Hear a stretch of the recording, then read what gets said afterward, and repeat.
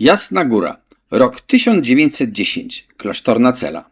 Miejsce, które powinno kojarzyć się z ciszą, modlitwą i zapachem kadzidła.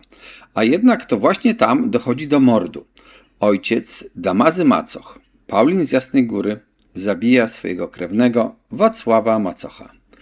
Uderza go siekierą, dusi, a według jednej z relacji w międzyczasie udziela swojej ofierze rozgrzeszenia. To brzmi tak makabrycznie i tak nieprawdopodobnie, że trudno uwierzyć, że wydarzyło się naprawdę. Ale im głębiej wchodzimy w tę historię, tym więcej pojawia się pytań, bo choć wiemy, kto zabił i wiemy, jak to zrobił, to najważniejsze pytanie wciąż brzmi: dlaczego?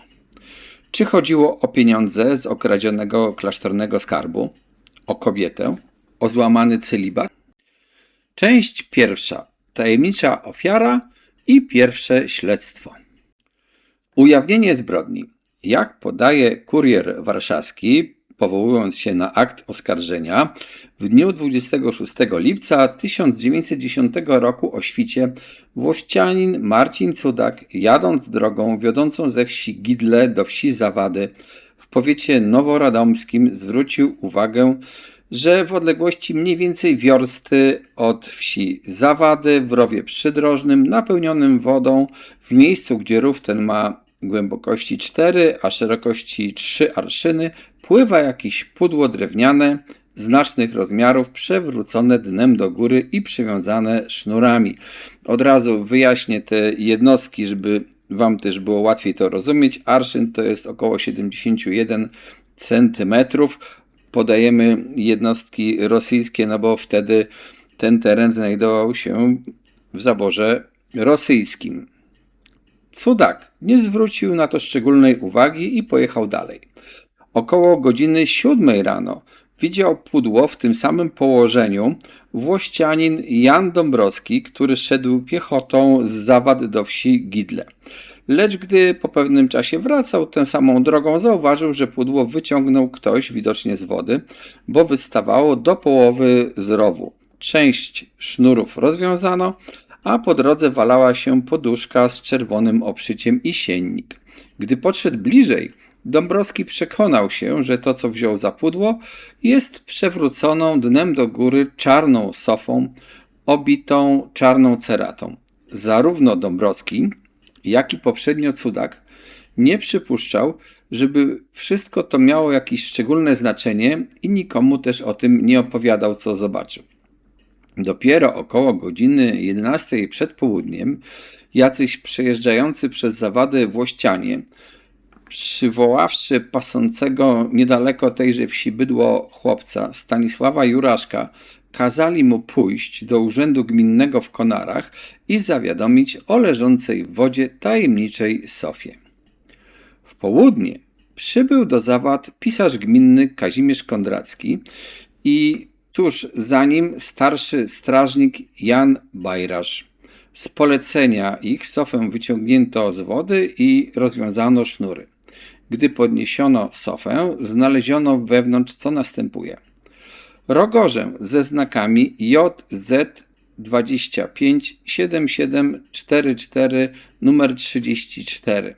Od razu powiem, że ten numer ma znaczenie, a rogorza to było wtedy coś w rodzaju grubej, plecionej maty z sitowia albo ze słomy, takim tanim, szorstkim materiałem, który służył do owijania pakunków, no tak, żeby one były chronione w transporcie. Oprócz tej rogorzy znaleziono stare futro pokryte czarnym suknem, poduszkę w czerwonej powłoczce, 2 nieduże chodniki z włókien roślinnych i wreszcie na samym dnie znajdował się trup mężczyzny średniego wzrostu w wieku około lat 30 ze spokojnym wyrazem twarzy.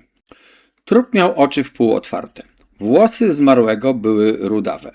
Miał on też takie same rudawe, długie wąsy, niewielką brodę i małe bokobrody.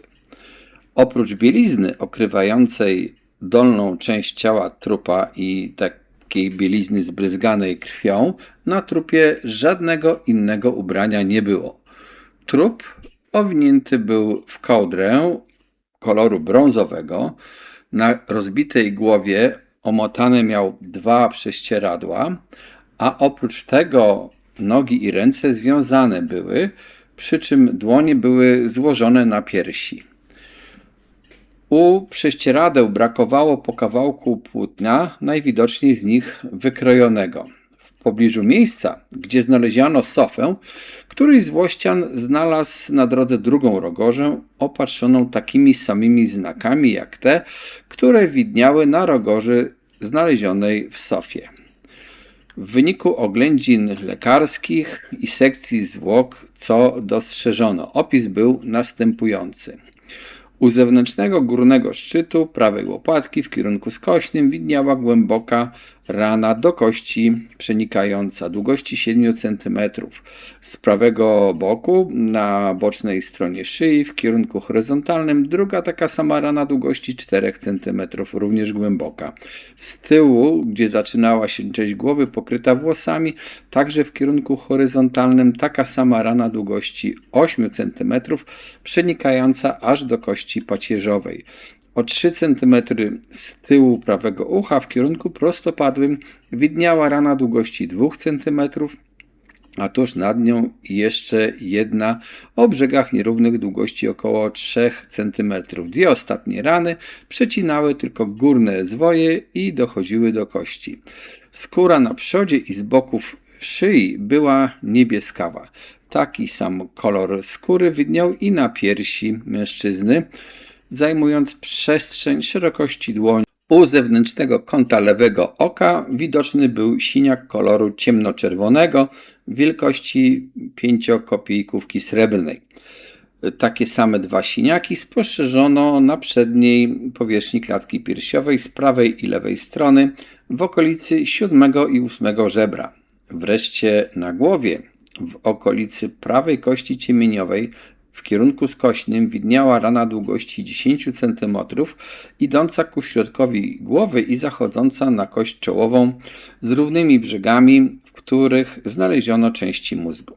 Lekarz dokonujący oględzin i sekcji trupa zaopiniował, że zmarłemu zadano uderzenia ostrym narzędziem w rodzaju topora, liczne rany, z których 2 były śmiertelne, jedna w prawą kość ciemieniową i druga w szyję, i że śmierć nastąpiła natychmiast wskutek znacznego uszkodzenia mózgu i wylewu krwi. Siniaki na szyi i piersiach zadano uderzeniem tępego narzędzia i duszeniem, gdyż chciano widocznie jak najprędzej załatwić się z ofiarą. Zdaniem tego biegłego zmarłego zabito, gdy śpiąc leżał na lewym boku, na co wskazuje położenie i kierunek ran. Brak ubrania i brak jakichkolwiek śladów samoobrony na górnych kończynach. No i wtedy zaczęło się też pierwsze dochodzenie. Z początku dochodzenie i śledztwo weszło na fałszywe tory, gdyż powstało przekonanie, że zabity jest Bartłomiejem Wójcikowskim. Ustalono bowiem, że Wójcikowski w dniu 21 lipca przyjechał do Noworadomska i stanął w hotelu polskim, gdzie zaznajomił się z faktorem Lewkiem Fiszlewiczem. Dodam, że faktor to tak naprawdę agent w rozumieniu obecnym. I ten Lewek Fiszlewicz otrzymał od Wójcikowskiego polecenie, aby wyszukał mu majątek ziemski odpowiedni do kupna. Fiszlewicz zapoznał Wójcikowskiego z właścicielem ziemskim w powiecie noworadomskim Józefem Wilkońskim, który chciał swój majątek sprzedać za 37 000 rubli. Do tego przeliczenia rubli na obecne pieniądze jeszcze dojdziemy, ale cierpliwości. Po obejrzeniu folwarku Wójcikowski z dniem 24 lipca wyjechał z Noworadomska i powrócić miał z pieniędzmi 26 lipca. Ale ani w ten dzień, ani w dnie następne do Wilkońskiego nie przyjechał i zniknął bez śladu. Gdy Wilkońskiemu i jego służbie pokazano zdjęcie zrobione trupowi, wszyscy oni poznali w zabitym Wójcikowskiego. Na zdjęciu rozpoznali również Wójcikowskiego, żona jego, Józefa Wójcikowska i jego zięć Hugo Wolf. Wobec tego, że zamiary Wójcikowskiego znane były dokładnie numerowemu, czyli na dzisiejsze recepcjoniście hotelu polskiego Janowi Michalskiemu i stałemu bywalcowi hotelowemu, temu faktorowi Lewkowi Fiszlewiczowi, dokonano w hotelu rewizji, podczas której znaleziono 3 poduszki ze śladami krwi, a na strychu poszewkę z takimi samymi plamami krwi. W pokoju, w którym mieszkał Wójcikowski, na ścianie, obok której stało łóżko, cała farba była starta. Urzędnik pocztowo-telegraficzny z Noworadomska, Jan Mikulski, widział, jak wieczorem 24 lub 25 lipca numerowy Jan Michalski i tragarz Moszek Rosenstein wynosili na stojącą na podwórzu hotelowym dorożkę Bronisława Skupińskiego jakąś dużą, czworokątną skrzynię owiniętą w rogorze. Mikulski zauważył nawet, że na ulicy stał wtedy niejako na straży ten faktor Fiszlewicz. Wszystkie te dane skłoniły władze śledcze do pociągnięcia do odpowiedzialności w charakterze oskarżonych Jana Michalskiego, Moszka Rosensteina, Bronisława Skupińskiego i Lewka Fiszlewicza, który zresztą w zeznaniach swych kategorycznie zaprzeczył faktom podawanym przez Mikulskiego i mówił, że nic zupełnie nie wie o zabójstwie Wójcikowskiego, podobnie zresztą jak wszyscy inni zamieszani w tę sprawę. Mimo tych zaprzeczeń oskarżonych osadzono w więzieniu i wypuszczono ich dopiero wtedy, gdy okazało się, że Wójcikowski żyje i że 4 września pojechał do Krakowa, aby odwiedzić zamieszkałych w tym mieście synów. Część druga. Dalsze dochodzenie i pierwsze wskazówki. 17 sierpnia znalezione przy trupie w Sofie rogorze posłano do Kijowa do Zarządu Żandarmeryjno-Policyjnego Kolei Południowo-Zachodnich, gdzie też wyjaśniono, że litery rosyjskie na rogorzy oznaczają koleje południowo-zachodnie, cyfra 25 to numer stacji wysyłającej towar, w danym przypadku chodzi o stację Krzemieniec, cyfra 7744 to numer porządkowy wysłanego towaru, a numer 34 to znak prywatny wysyłającego.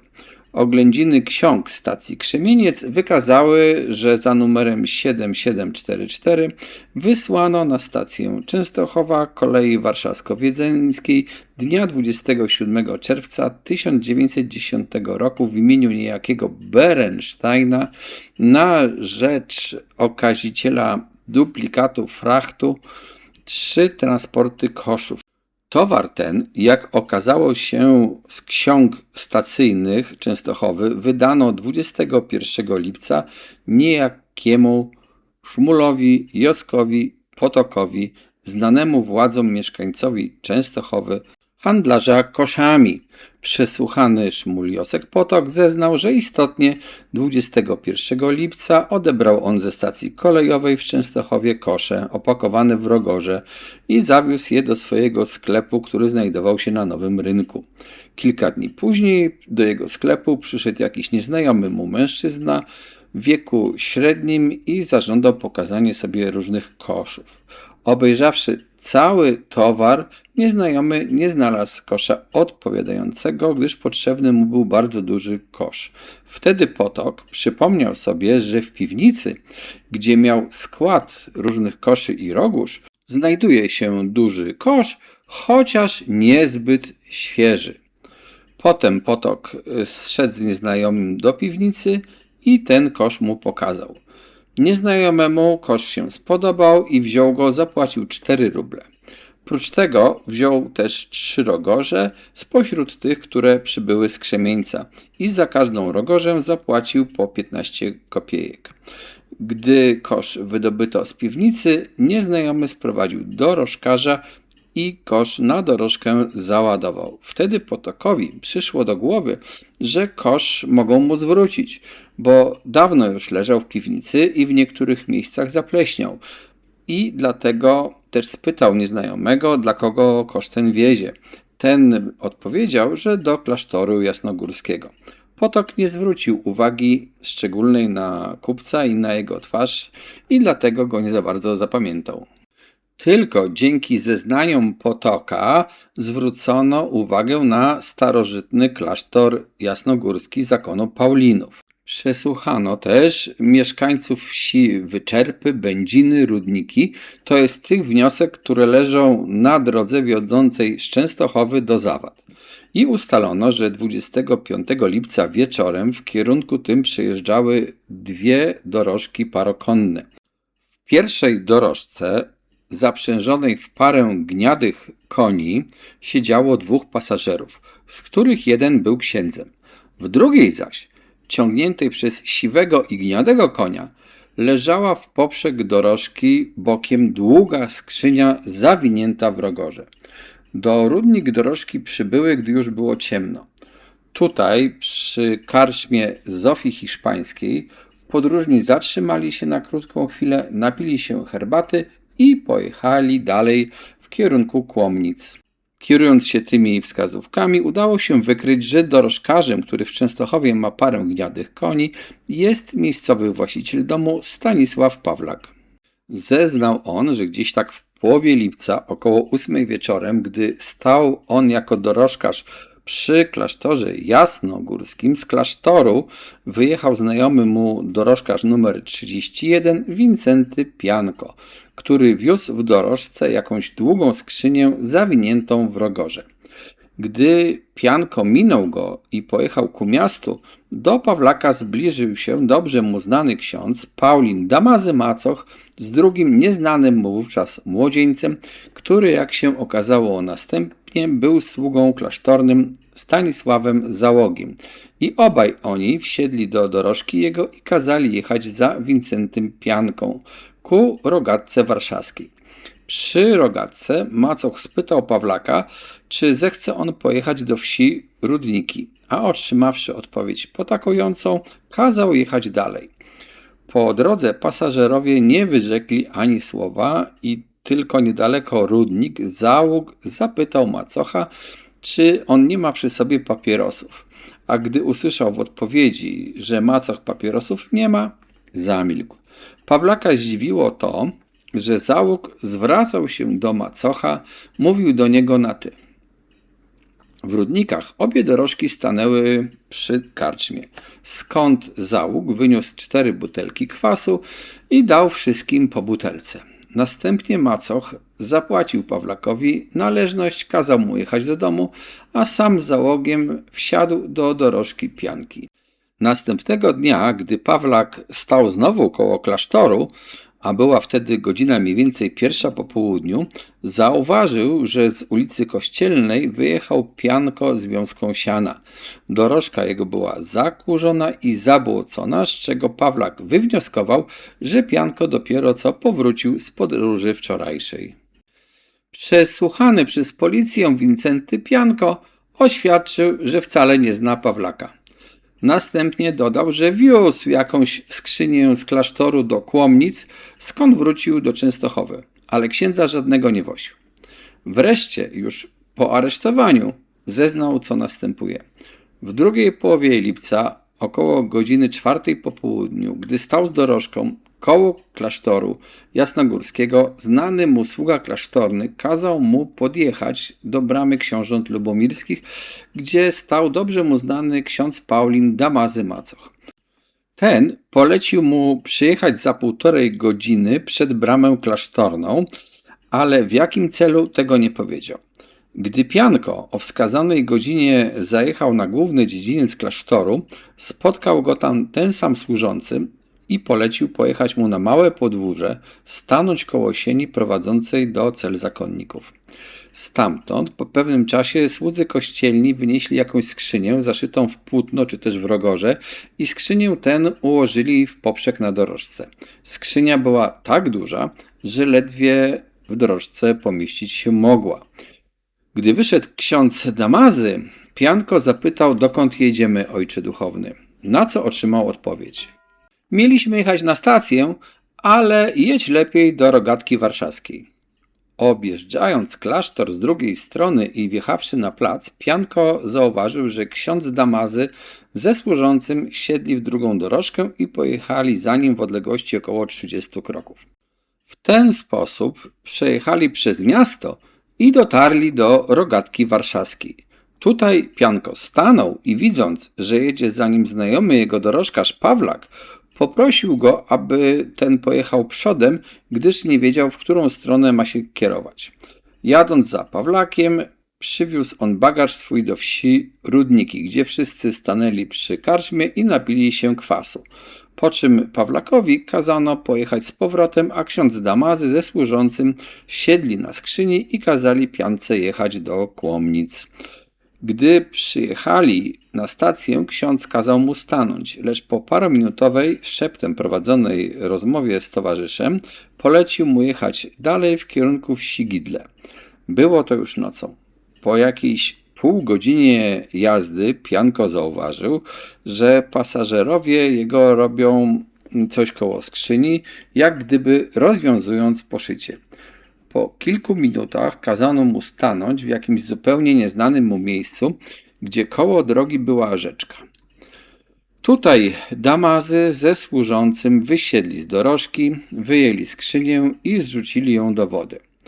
On, Pianko, domyślając się czegoś złego, przestraszył się okropnie i spytał Damazego, co to wszystko znaczy, na co tamten odpowiedział: jedź dalej, to ciebie obchodzić nie powinno.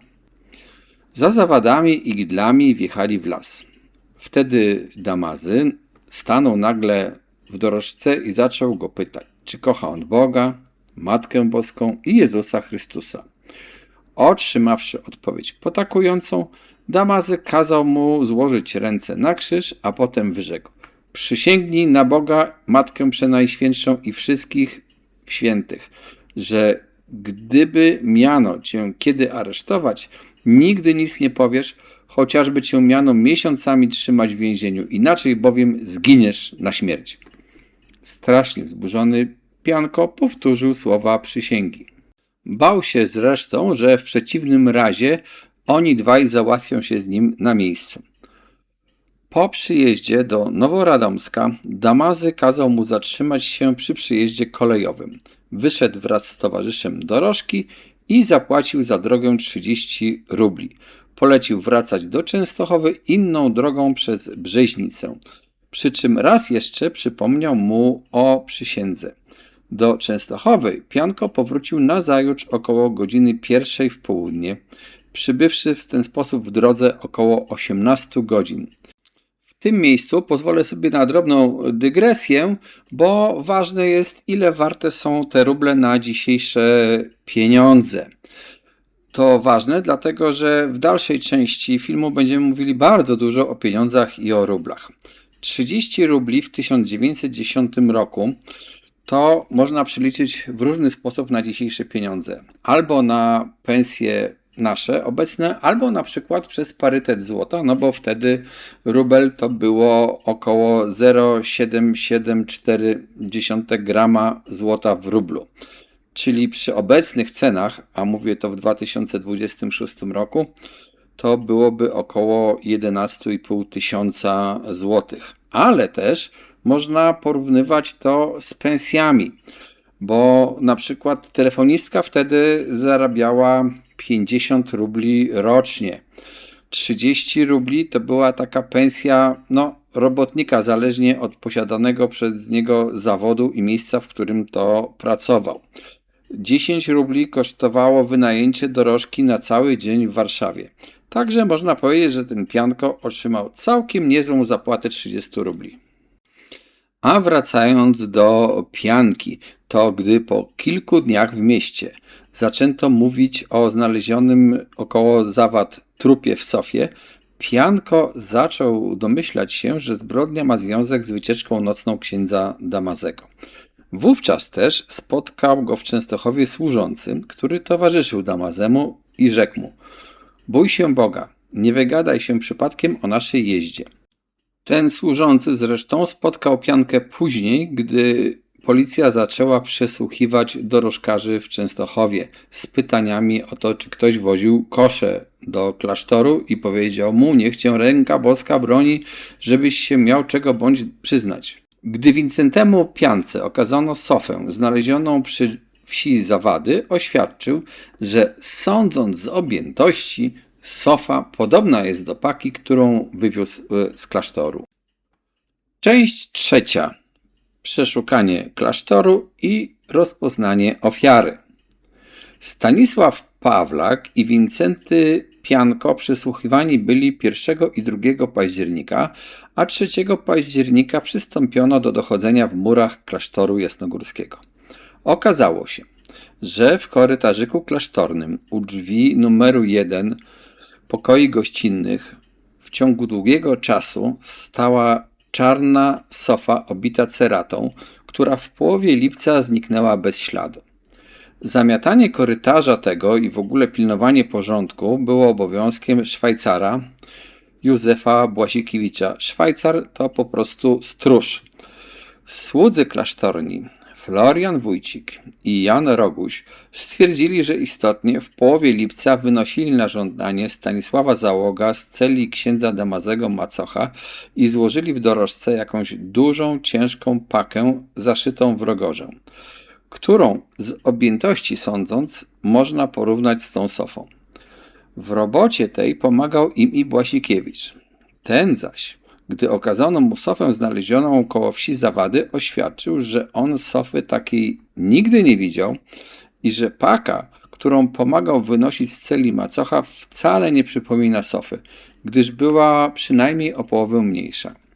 Jednakże prokurator klasztoru, ksiądz Wincenty Olszewicz, gospodarz Józef Trubicki oraz służący Aleksander Toczyłowski i Antoni Kociela zeznali, że sofa znaleziona koło wsi Zawady, którą im pokazano, jest właśnie tą, która stała w korytarzu, a następnie znikła. Ksiądz Paweł Ciepliński i felczer klasztorny Felix Filipowicz, zobaczywszy odbitkę fotograficzną trupa znalezionego w sofie, poznali w nim stryjecznego brata księdza Damazego Macocha, urzędnika kantoru pocztowo-telegraficznego w Granicy, Wacława Macocha, który często przyjeżdżał do klasztoru. Poznali też Wacława Macocha, jego ojciec Roch Macoch oraz bracia Franciszek i Nikodem Macochowie i cały szereg innych świadków. Poznali go również wszyscy urzędnicy kantoru pocztowo-telegraficznego w Częstochowie, gdzie Wacław Macoch urzędował poprzednio. Cały szereg świadków ustalił, że znalezione przy trupie w sofie futro, kołdra, poduszki i siennik były własnością Damazego Macocha, a chodniki, jak zeznał gospodarz Trubicki, należą do klasztoru. Felczer klasztorny Filipowicz stwierdził też, że bandaże gazowe, którymi związane były ręce i nogi zabitego, są takie same zupełnie jak te, którymi on w czerwcu opatrywał szyję Damazego Macocha, gdy w miejscu tym Macochowi utworzył się wrzód. Wykryto również, że Damazy Macoch w drugiej połowie lipca postanowił własnoręcznie pomalować ściany swojej celi. Dlatego udał się on do malarza klasztornego Piotra Kleca i kazał przysłać sobie farbę. Klec posłał czeladnika Józefa Malinowskiego, który wszedłszy do celi Macocha, spostrzegł, że w pierwszym pokoju stoi pośrodku szafa zakrywająca część ściany. Niezwłocznie pojawił się Macoch i zabrał od Malinowskiego pędzle oraz farby i natychmiast zaczął malować, począwszy od dołu pierwszy pokój. Malinowski poszedł gdzieś na chwilę, a gdy wrócił, cała dolna część pokoju była już wymalowana. Po pomalowaniu ścian w pierwszym i drugim pokoju Stanisław Załóg wymył podłogi, które Macoch kazał pomalować farbą olejną. Podłogi te wcześniej były posadzką, którą do tego czasu nacierano wyłącznie woskiem. Gdy policja przeszukiwała klasztor, to Damazy Macoch już nie mieszkał w klasztorze, a także nie mieszkał tam Stanisław Zaok, który powiedział służącym klasztornym, że wyjeżdża do Ameryki. Część czwarta. Ucieczka, pościg i aresztowanie Damazego Macocha. 2 października Damazy Macoch znajdował się w cukrowni w Szreniawie w województwie miechowskim w guberni kieleckiej, gdzie bawił w gościnie u Michała i Zofii, małżonków Zajączkowskich, do których przyjechał z żoną zmarłego Wacława Macocha, Heleną Macochową, rodzoną siostrą Zofii Zajączkowskiej. W Szreniawie Damazy Macoch przebywał przez 3 dni i 5 października samotnie wyjechał. Przed wyjazdem Macoch wypytywał Michała Zajączkowskiego, czy posiadając bilet legitymacyjny wydany w Częstochowie, będzie mógł z guberni kieleckiej dostać się za granicę, a gdy otrzymał odpowiedź, że to niemożliwe, oświadczył, że pojedzie za granicę wprost z Częstochowy. Tutaj należy Wam się małe wyjaśnienie, takie, że bilet legitymacyjny to nie jest bilet kolejowy i nie jest też paszport w dzisiejszym tego słowa znaczeniu. To jest taki dokument pomocniczy, czy był dokument pomocniczy, coś w rodzaju dawnej legitymacji albo przepustki, która potwierdzała tożsamość i mogła ułatwiać poruszanie się po określonym terenie.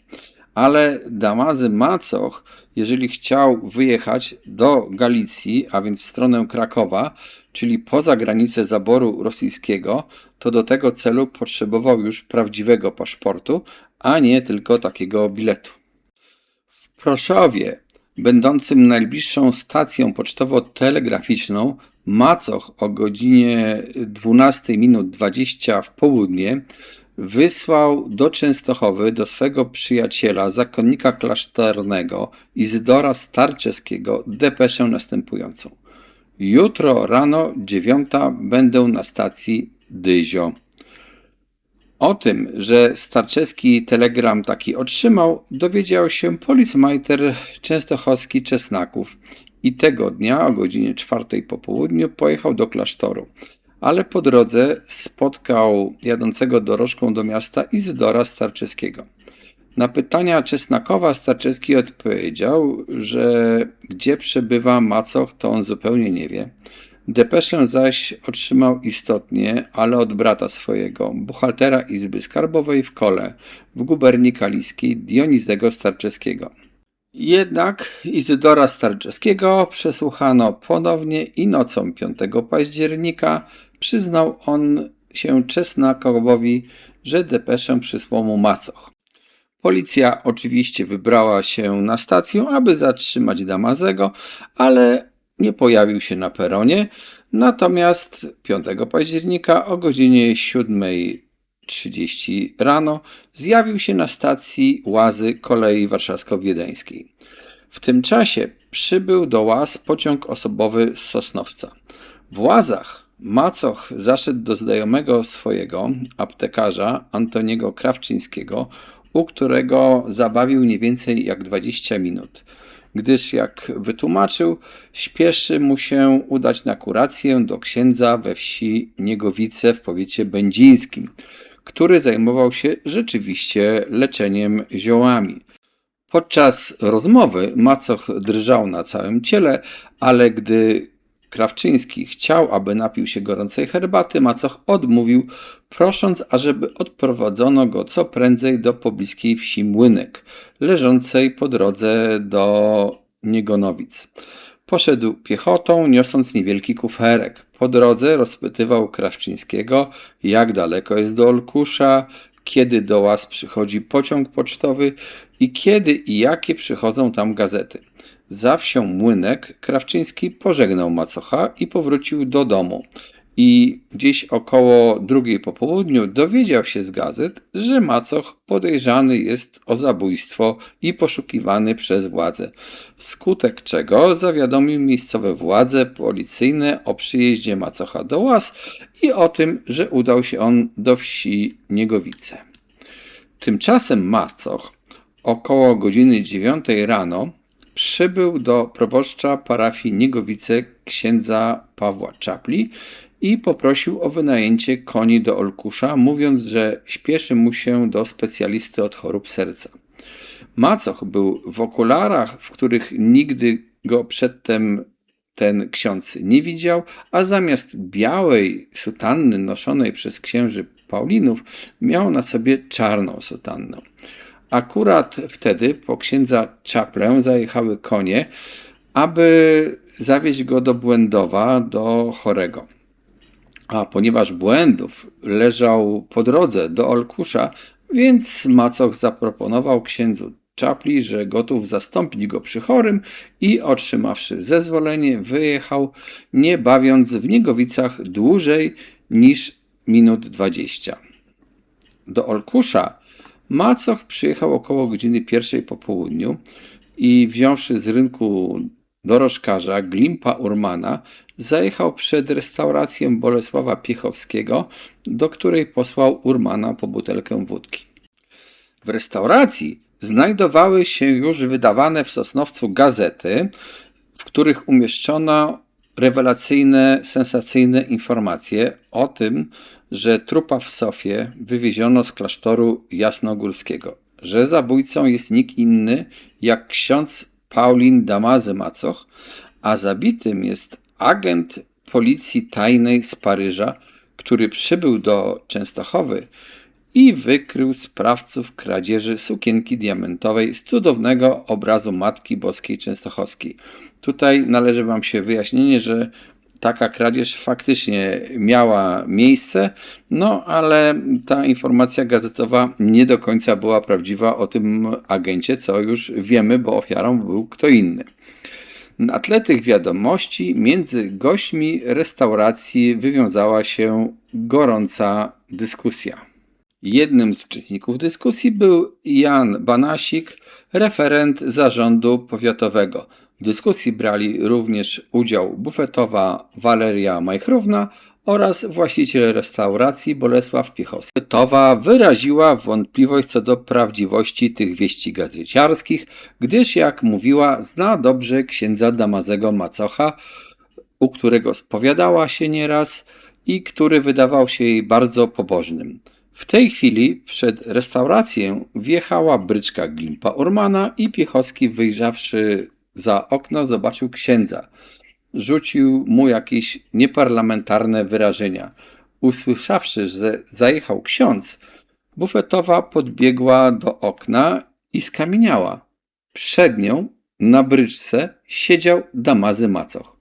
Matko Boska, przecież to ksiądz Damazy, o którym piszą, zawołała. Wszyscy rzucili się do okna.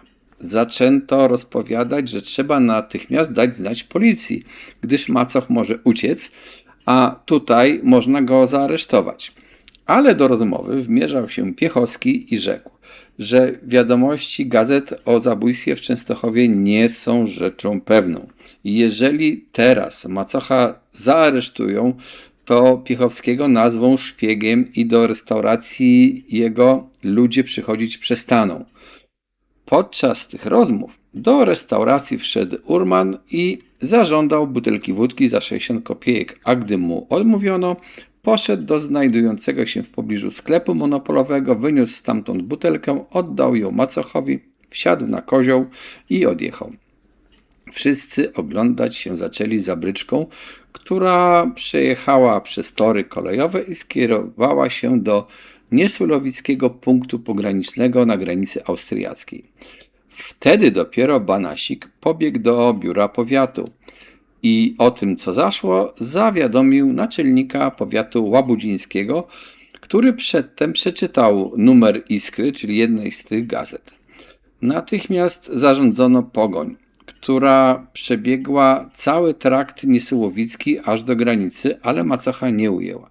Macoch zaś wyjechawszy z Olkusza, po paru wiorstach drogi skręcił do wsi Żurady, gdzie Urman zawiózł go przed dom znanego kontrabandzisty Wincentego Vadasa. Gospodarza nie było w domu. Urman posłał po niego 15-letniego syna Romana, a sam z macochem wszedł do izby. Gdy przyszedł Vadas, macoch naprzód napił się wódki, poczęstował nią Urbana i Vadasa, a następnie oświadczył, że musi potajemnie przejść granicę, gdyż pilno mu do doktora i czekać nie może na paszport zagraniczny. Vadas zgodził się przeprowadzić księdza, za co dostał 10 rubli. Taką samą kwotę dostał Urman, któremu macoch dał jeszcze rubla dodatkowo, żeby podwiózł go bliżej granicy.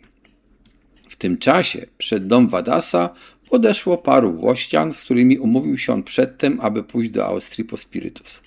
Wszyscy poszli pieszo, a księdza Urman powiózł bryczką. W lesie macoch przyłączył się do Vadasa i towarzyszy i razem z nimi około 4 rano przeszedł na terytorium austriackie, gdzie wszyscy zaszli do restauracji niejakiego Stachera we wsi Płoki. Wszystkich kompanów macoch poczęstował winem, a sam z radości, że jest już w Austrii, nie mógł z początku ani jeść, ani pić i tylko się modlił. Potem, napiwszy się wódki, macoch wynajął furkę chłopską i pojechał do stacji kolejowej w Trzebini. Przenocował w zajeździe Berty Hellingerowej, niedaleko dworca. Na właścicielce zajazdu sprawił wrażenie, jak gdyby kogoś wyczekiwał, gdyż chodził niespokojnie po pokoju i przez cały czas spoglądał przez okno na stację. Następnego dnia, około 1 po południu, macoch wyszedł z hotelu i udał się na dworzec. Policja olkuska, która straciła na razie ślad macocha, dowiedziała się od Urmana, że macoch jest już w Austrii. Naczelnik powiatu łabudziński przesłał natychmiast depeszę do dyrektora policji krakowskiej z prośbą przedsięwzięcia kroków ku zaaresztowaniu macocha, nadmieniając, że jest on oskarżony o zabójstwo i o świętokradztwo. Przyjechał też do Olkusza pomocnik komisarza policji częstochowskiej Arbuzow, który miał przy sobie odbitkę fotograficzną Damazego macocha. Fotografię tę widział m.in. i sekretarz magistratu olkuskiego Marceli Testewicz, który postanowił nazajutrz jechać do Austrii na poszukiwanie macocha. 7 października wziął Testewicz furmankę i w urzędowej czapce z 3 towarzyszami pojechał około godziny 12 w południe wprost do Trzebini, dokąd przybył około 2. Na stacji znajdował się już pociąg, który miał jechać do Krakowa. Wyszedł na peron. Testewicz zobaczył siedzącego na ławce z gazetą w ręku jakiegoś księdza, bardzo podobnego z fotografii do Damazego macocha. Gdy tylko ksiądz zauważył urzędnika rosyjskiego, rzucił natychmiast gazetę i wskoczył do pociągu. Wtedy Testewicz nie miał już wątpliwości, że tym księdzem jest macoch. Niezwłocznie powiadomił o tym oberkonduktora pociągu, odchodzącego już ze stacji, a następnie zakomunikował o tym przez telefon dyrekcji policji krakowskiej. W ten sposób, gdy pociąg zbliżał się do Krakowa, urzędnicy policji oczekiwali już na stacji i ujęli macocha, gdy tylko wyszedł na dworzec. Część 5. Zeznania macocha złożone po aresztowaniu. Na pytanie komisarza policji, czy on jest Damazym macochem, który dopuścił się zbrodni w klasztorze częstochowskim, macoch odpowiedział potakująco. Przy rewizji, oprócz dokumentów osobistych i 400 rubli gotówki, znaleziono przy nim 2 paszporty Heleny Macochowej. Paszport zagraniczny, wydany przez gubernatora radomskiego z 23 września 1909 roku oraz paszport krajowy wydany przez wójta gminy Drzewica w guberni radomskiej, wydany 24 kwietnia 1909 roku. Przesłuchany następnie przez komisarza policji Jasińskiego, Macoch na pierwsze pytanie, po co przyjechał do Krakowa, oświadczył, że chcąc oddać się w ręce władz rosyjskich, postanowił udać się za granicę, kupić ubranie świeckie, a następnie powrócić do Warszawy i zeznanie złożyć gubernatorowi. Teraz zaś, po spełnieniu zbrodni, chce on z zupełną skruchą złożyć wyznanie, aby sumieniu swemu ulżyć i oczyścić się w oczach rodaków. Po tym wstępie Macoch zeznał, co następuje. 22 lipca 1910 roku przyjechał do niego na Jasną Górę bratanek jego, urzędnik pocztowy z granicy, Wacław Macoch, który korzystał w tym czasie z urlopu i przebywał w Warszawie. Przyjechał on po to właśnie, aby dowiedzieć się od kolegów, czy z granicy nie przysłano mu pensji. Macoch przyjął bratanka serdecznie i ten mieszkał w jego celi przez 2 dni. Trzeciego dnia, około godziny 10 wieczorem, gdy zbierali się do snu, wszczęła się między nimi rozmowa niemiła. Wacław Macoch zaczął robić mu wyrzuty, że mając znajomość i stosunki do tej pory nie załatwił mu posady urzędnika 3. klasy w Warszawie. Na to Damazy odrzekł, że kilkakrotnie zachodził do naczelnika okręgu pocztowo-telegraficznego, ale z powodu rewizji senatorskiej i aresztowania urzędników nic zrobić nie mógł. Mimo to Wacław Macoch nie zaprzestał wyrzutów i nawet zaczął wymyślać, za co Damazy nazwał bratanka Młokosem. Ten zerwał się, uderzył Damazego w twarz. Potem odwrócił się i chciał wyjść z pokoju. W uniesieniu gniewem Damazy chwycił topór, uderzył bratanka w tył głowy, a gdy ten upadł, uderzył go jeszcze dwukrotnie, nie pamiętając jednakże w jakie miejsce. Widząc, że bratanek żyje, rozgrzeszył go, a następnie chwycił za gardło i dusił. W końcu nie wiedział już wcale, co robi. Ogarnęła go taka rozpacz, że chwycił rewolwer i chciał pozbawić się życia. Ale od czynu tego się wstrzymał, bo usłyszał jakiś głos wewnętrzny. Całą noc strawił na płaczu i modlitwach nad trupem, a chwilami czuł, że rozum wręcz traci. Nad ranem, przyszedłszy nieco do siebie, długo wahał się, co począć. Czy zawiadomić policję, czy też donieść o tym, co się stało przeorowi klasztorów. Jednak na końcu nie uczynił on ani jednego, ani drugiego. Gdy się rozwidniło zupełnie, zawinął trupa w prześcieradło, położył go na silniku i wziął się do zacierania śladów krwi na podłodze i ścianach celi. Wezwał następnie sługę klasztornego Stanisława Załoga, do którego miał zupełne zaufanie, i opowiedział mu, że Wacław Macoch postrzelił się przez nieuwagę, a gdy męczył się w konwulsjach przedśmiertnych, on Damazy dobił go toporem. Załóg radził nie zawiadamiać policji, lecz włożyć trupa do dużego kosza i wywieźć go z klasztoru. Taką samą radę dał mu i spowiednik, u którego był tego samego dnia rano. Zawinęli oni we dwoje trupa w długie prześcieradło, po czym Załóg udał się po kosz odpowiedni do tego przewozu, ale w klasztorze takiego kosza nie znalazł, więc poszedł na miasto. Pieniądze na kupno kosza Załóg wziął od Damazego i po 1,5 godziny przywiózł z miasta rogorze i duży kosz. Kosz ten jednak okazał się za mały. Wobec tego Załóg poradził wyszukać skrzynię odpowiedniej wielkości.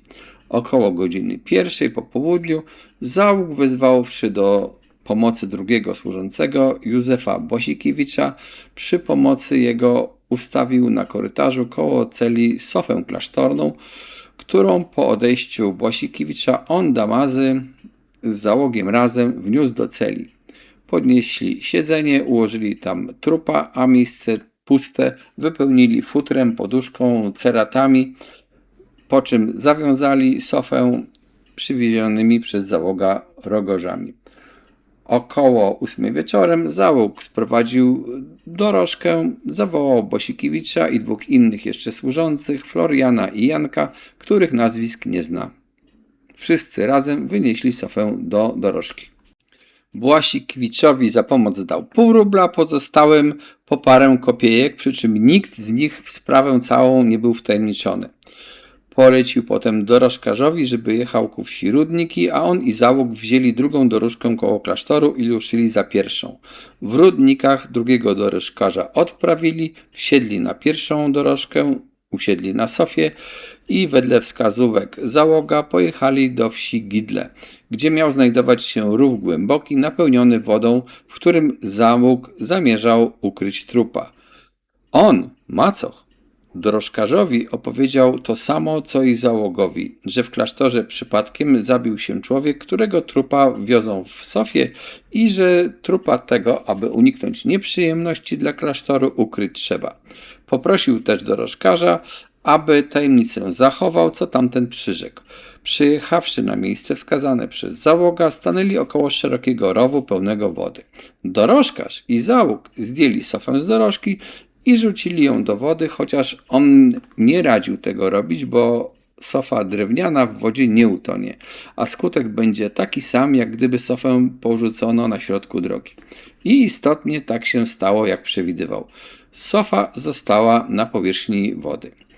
Mimo to sofę pozostawiono w położeniu, w jakim była, i Damazy kazał dorożkarzowi jechać do Noworadamska, gdzie zapłacił mu za drogę 30 rubli, a sam z załogiem, któremu dał także 20 rubli, udał się na stację kolejową, skąd około 4 rano pojechał razem z załogiem pociągiem kurierskim do Warszawy do powinowatej swojej Heleny Macochowej.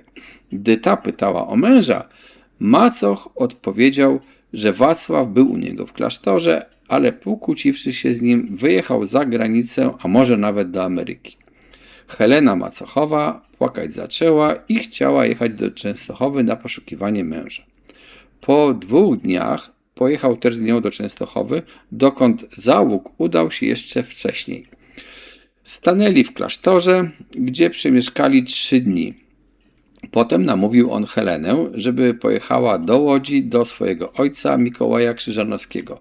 Zgodziła się i pojechała, a po kilku dniach zawiadomił ją listownie, że pomimo wszelkich poszukiwań Wacława Macocha odnaleźć się nie udało.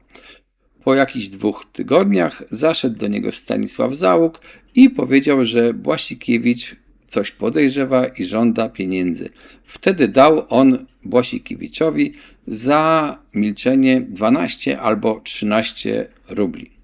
W tym miejscu komisarz policji Jasiński zwrócił uwagę macocha na całe nieprawdopodobieństwo opowieści i dodał: przecież ksiądz zabiłeś bratanka we śnie. Macoch zmieszał się i po pewnej walce wewnętrznej rzekł: tak jest, zabiłem go, gdy spał. Teraz ze skruchą zupełną opowiem całą historię. I opowiedział drugą wersję. Część 6.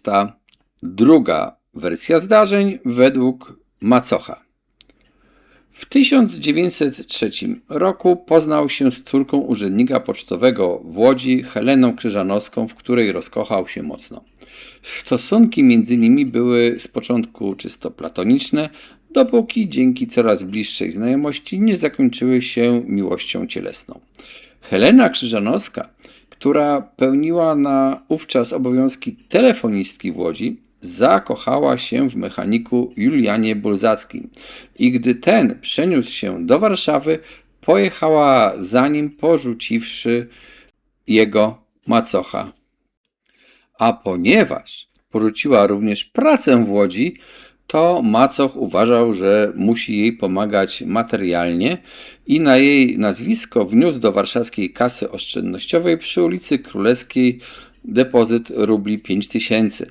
Chcąc za wszelką cenę zachować Krzyżanowską przy sobie, chciał on wydać ją za mąż za rodzonego swojego brata i urządził nawet zaręczyny.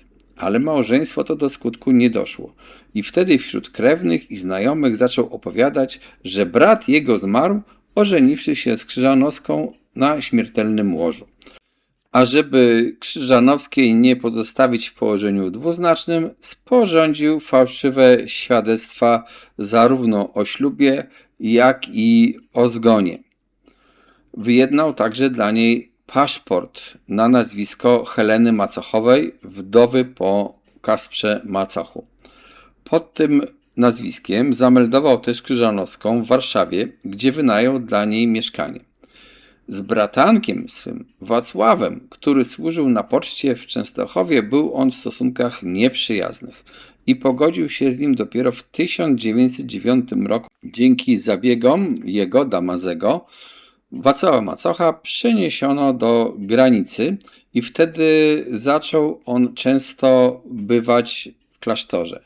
Tam Damazy zapoznał go z Heleną Krzyżanowską i dał im ślub, który odbył się 11 czerwca 1910 roku w Warszawie. Ślubu udzielił nowożeńcom wraz z księdzem Izydorem Starczewskim. Wacław wcześniej nie wiedział, ale potem zaczął się domyślać, że Damazy kocha się w jego żonie i dlatego po ślubie nie pozwolił mu bywać u siebie w domu. 22 lipca Wacław przyjechał do Częstochowy i zamieszkał u niego w celi klasztornej, a nocą 24 lipca, gdy podpili sobie, wynikło między nimi nieporozumienie. Wacław zaczął czynić mu wymówki, że ożenił go ze śpiewaczką kabaretową, że żona jego ma wielu mężczyzn znajomych i że nawet w tych dniach znalazł u niej list Juliana Bulzackiego, z którego okazuje się, że żona pozostawała z nim w stosunkach. Oburzony tym Damazy nazwał Wacława młokosem i pokłócił się z nim, a gdy ten spać się położył, w drugim pokoju on długo chodził po celi i nie mógł zasnąć. Nagle wzrok jego padł na leżący obok pieca toporek. Niewiele myśląc, chwycił go i z krzykiem „Tyś mnie obraził!” rzucił się na Wacława i uderzył go po głowie. A gdy ten z łóżka wyskoczył, zadał mu jeszcze 2 czy 3 rany w głowę. Gdy następnie Wacław padł na podłogę i w mękach zaczął się kurczyć, przydusił go rękami za gardło i potem grzechem mu odpuścił. Toporek, którym zabił Wacława, wziął on wcześniej 2 tygodnie od stolarza klasztornego. Część 7. Pojawia się wątek pieniędzy. Wobec tego, że przy aresztowaniu Macocha znaleziono przy nim znaczną sumę pieniędzy, a z papierów jego i notatek okazało się, że sam lub w towarzystwie Krzyżanowskiej odbywał wielokrotne podróże do Austrii, Francji i Włoch, komisarz Jasiński zadał mu pytanie, skąd brał na to pieniądze. Z początku Damazy Macoch oświadczył, że na loterii wygrał niegdyś 4000 rubli. Powiedział też, że przeor klasztoru, Reimann, dał mu na podróż za granicę 300 rubli. Następnie powiedział, że znaleziona przy nim suma stanowi czyjś depozyt. A na końcu cofnął jedno i drugie zeznanie, przyznając, że w ciągu 3 z górą lat kradł pieniądze z zakrystii klasztornej, z tak zwanych sum przechodnich, składanych przez pątników i przechowywanych w zakrystii bez rachunku. Pieniędzy takich skradł około 9000, a oprócz tego przywłaszczył sobie 10 000 rubli danych mu przez różne osoby na odprawianie mszy świętych. A wreszcie skarbnik klasztoru, ksiądz Bazylii Olesiński, dał mu w różnych terminach i rozmaitymi sumami z kasy klasztornej w 1910 roku około 8000 rubli. A gdy on, Macoch, zastępował skarbnika, to brał po prostu pieniądze z kasy bez żadnego rachunku. Mam nadzieję, że pamiętacie fragment, w którym opowiadałem, jak przeliczać ruble na dzisiejsze pieniądze. Zatem zdajcie sobie sprawę, że to były kwoty wręcz ogromne. Ponadto Macoch stwierdził, że nie jest w stanie tak naprawdę określić, ile w ten sposób nabrał pieniędzy z klasztoru.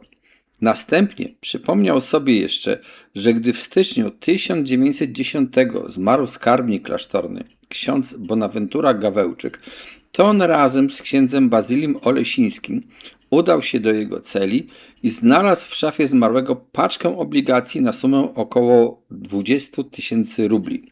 Z sumy tej 15 000 rubli oddali przeorowi, a 5000 przywłaszczyli sobie. Olesiński wziął 3000, a Macoch 2000. Do tych spraw finansowych jeszcze wrócimy, ale teraz część 8. Życiorys Macocha i jego stosunek do współoskarżonych. Damazy Macoch urodził się 22 grudnia 1871 roku we wsi Lipie w powiecie częstochowskim w rodzinie włościańskiej i otrzymał imię Kacpra. Rodzice Macocha, chociaż byli ubodzy, dali mu jednakże jakie takie wykształcenie domowe, a gdy miał lat 17, oddali go do urzędu gminnego w Lipiach, gdzie został pomocnikiem pisarza gminnego. Stamtąd po 3 latach mianowano go na pisarza gminnego w gminie Panki. I pracę tę wykonywał do 14 grudnia 1895 roku, gdy ostatecznie porzucił urzędowanie i wstąpił jako nowicjusz do klasztoru księży Paulinów na Jasnej Górze. Po 2 latach przeor klasztoru, ksiądz Eusebiusz Reimann, posłał go do seminarium we Włocławku, ale Macoch po przybyciu do seminarium zachorował na tyfus i powrócił do klasztoru, gdzie w przeciągu kilku lat przygotowywał się do stanu duchownego pod kierunkiem księdza Piusa Przyździckiego. Po zdaniu egzaminu i po spełnieniu uroczystych ślubów zakonnych wyświęcony został 8 czerwca 1902 roku, przy czym nadano mu imię Damazy. W klasztorze Damazy Macoch oznaczał się z początku cichym i bardzo spokojnym charakterem, lubili go wszyscy, a ksiądz Reimann, który był dla niego najlepiej usposobiony, dał mu przy sobie robotę sekretarską. Ale stan ten nie trwał długo. Rok lub najwyżej 2. Później Macoch zaczął wyjeżdżać ciągle z klasztoru, tłumacząc się, że musi odwiedzać krewnych i interesy ich porządkować. Zmienił się też radykalnie jego charakter. Zaniedbywał wykonywania obowiązków księdza zakonnika i stał się też kłamcą. Wówczas też zawarł przyjaźń z księżmi Bazylim Olesińskim i Izydorem Starczewskim, którzy byli niewiele lepsi od niego. Na niemoralne prowadzenie się Macocha i Olesińskiego składano nawet skargi do konsystorza rzymskokatolickiego we Włocławku, ale rozpoczęte dochodzenie wyników względem Macocha nie dało, Olesiński otrzymał zaś jakieś surowe upomnienia. Próbował wpłynąć na Macocha również przeor klasztoru ksiądz Reimann, ale Macoch odparł, żeby przeor do spraw jego się nie mieszał, bo inaczej urządzi tak, że klasztor zamknął. I rzeczywiście, Macocha zostawiono w spokoju. W tym czasie poznał również, a później nawiązał jeszcze bliższe stosunki z Heleną Krzyżanowską, która pracowała wówczas w Łodzi w charakterze telefonistki. Krzyżanowska zaczęła często przyjeżdżać do Częstochowy i stawała w samym klasztorze u muzykanta Jana Murzykowskiego w pokoju oddzielnym, który zamawiał dla niej Macoch. Przebywał on z nią w tym pokoju, nazywając ją przy ludziach obcych kuzynką i zwracając się do niej per ty. Podczas przyjazdów Krzyżanowska otrzymywała jedzenie z klasztoru. Macoch, nie krępując się, pokazywał się z nią wszędzie. Widziano go z nią na wałach częstochowskich i w polu, i nawet w alejach miasta Częstochowy. Słudzy klasztorni pokazywali sobie Krzyżanowską jako kochankę Macocha, ale mówić o tym głośno nie śmieli w obawie, aby nie wypędzono ich z klasztoru. Gdy Krzyżanowska pojawiała się w Częstochowie, Macoch znikał na długo ze swojej celi.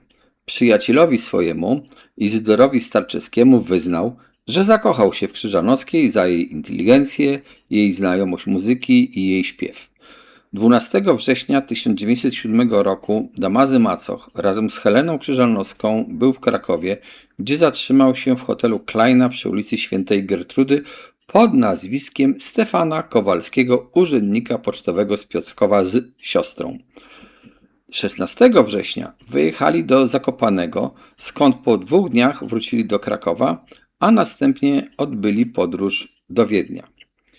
W marcu 1908 roku Helena Krzyżanowska porzuciła pracę w telefonach łódzkich, gdzie dostawała 50 rubli miesięcznie oraz mieszkanie i przeprowadziła się do Warszawy jako nauczycielka muzyki, chociaż tych lekcji muzyki nie dawała i dawać nie mogła, bo grała na fortepianie źle.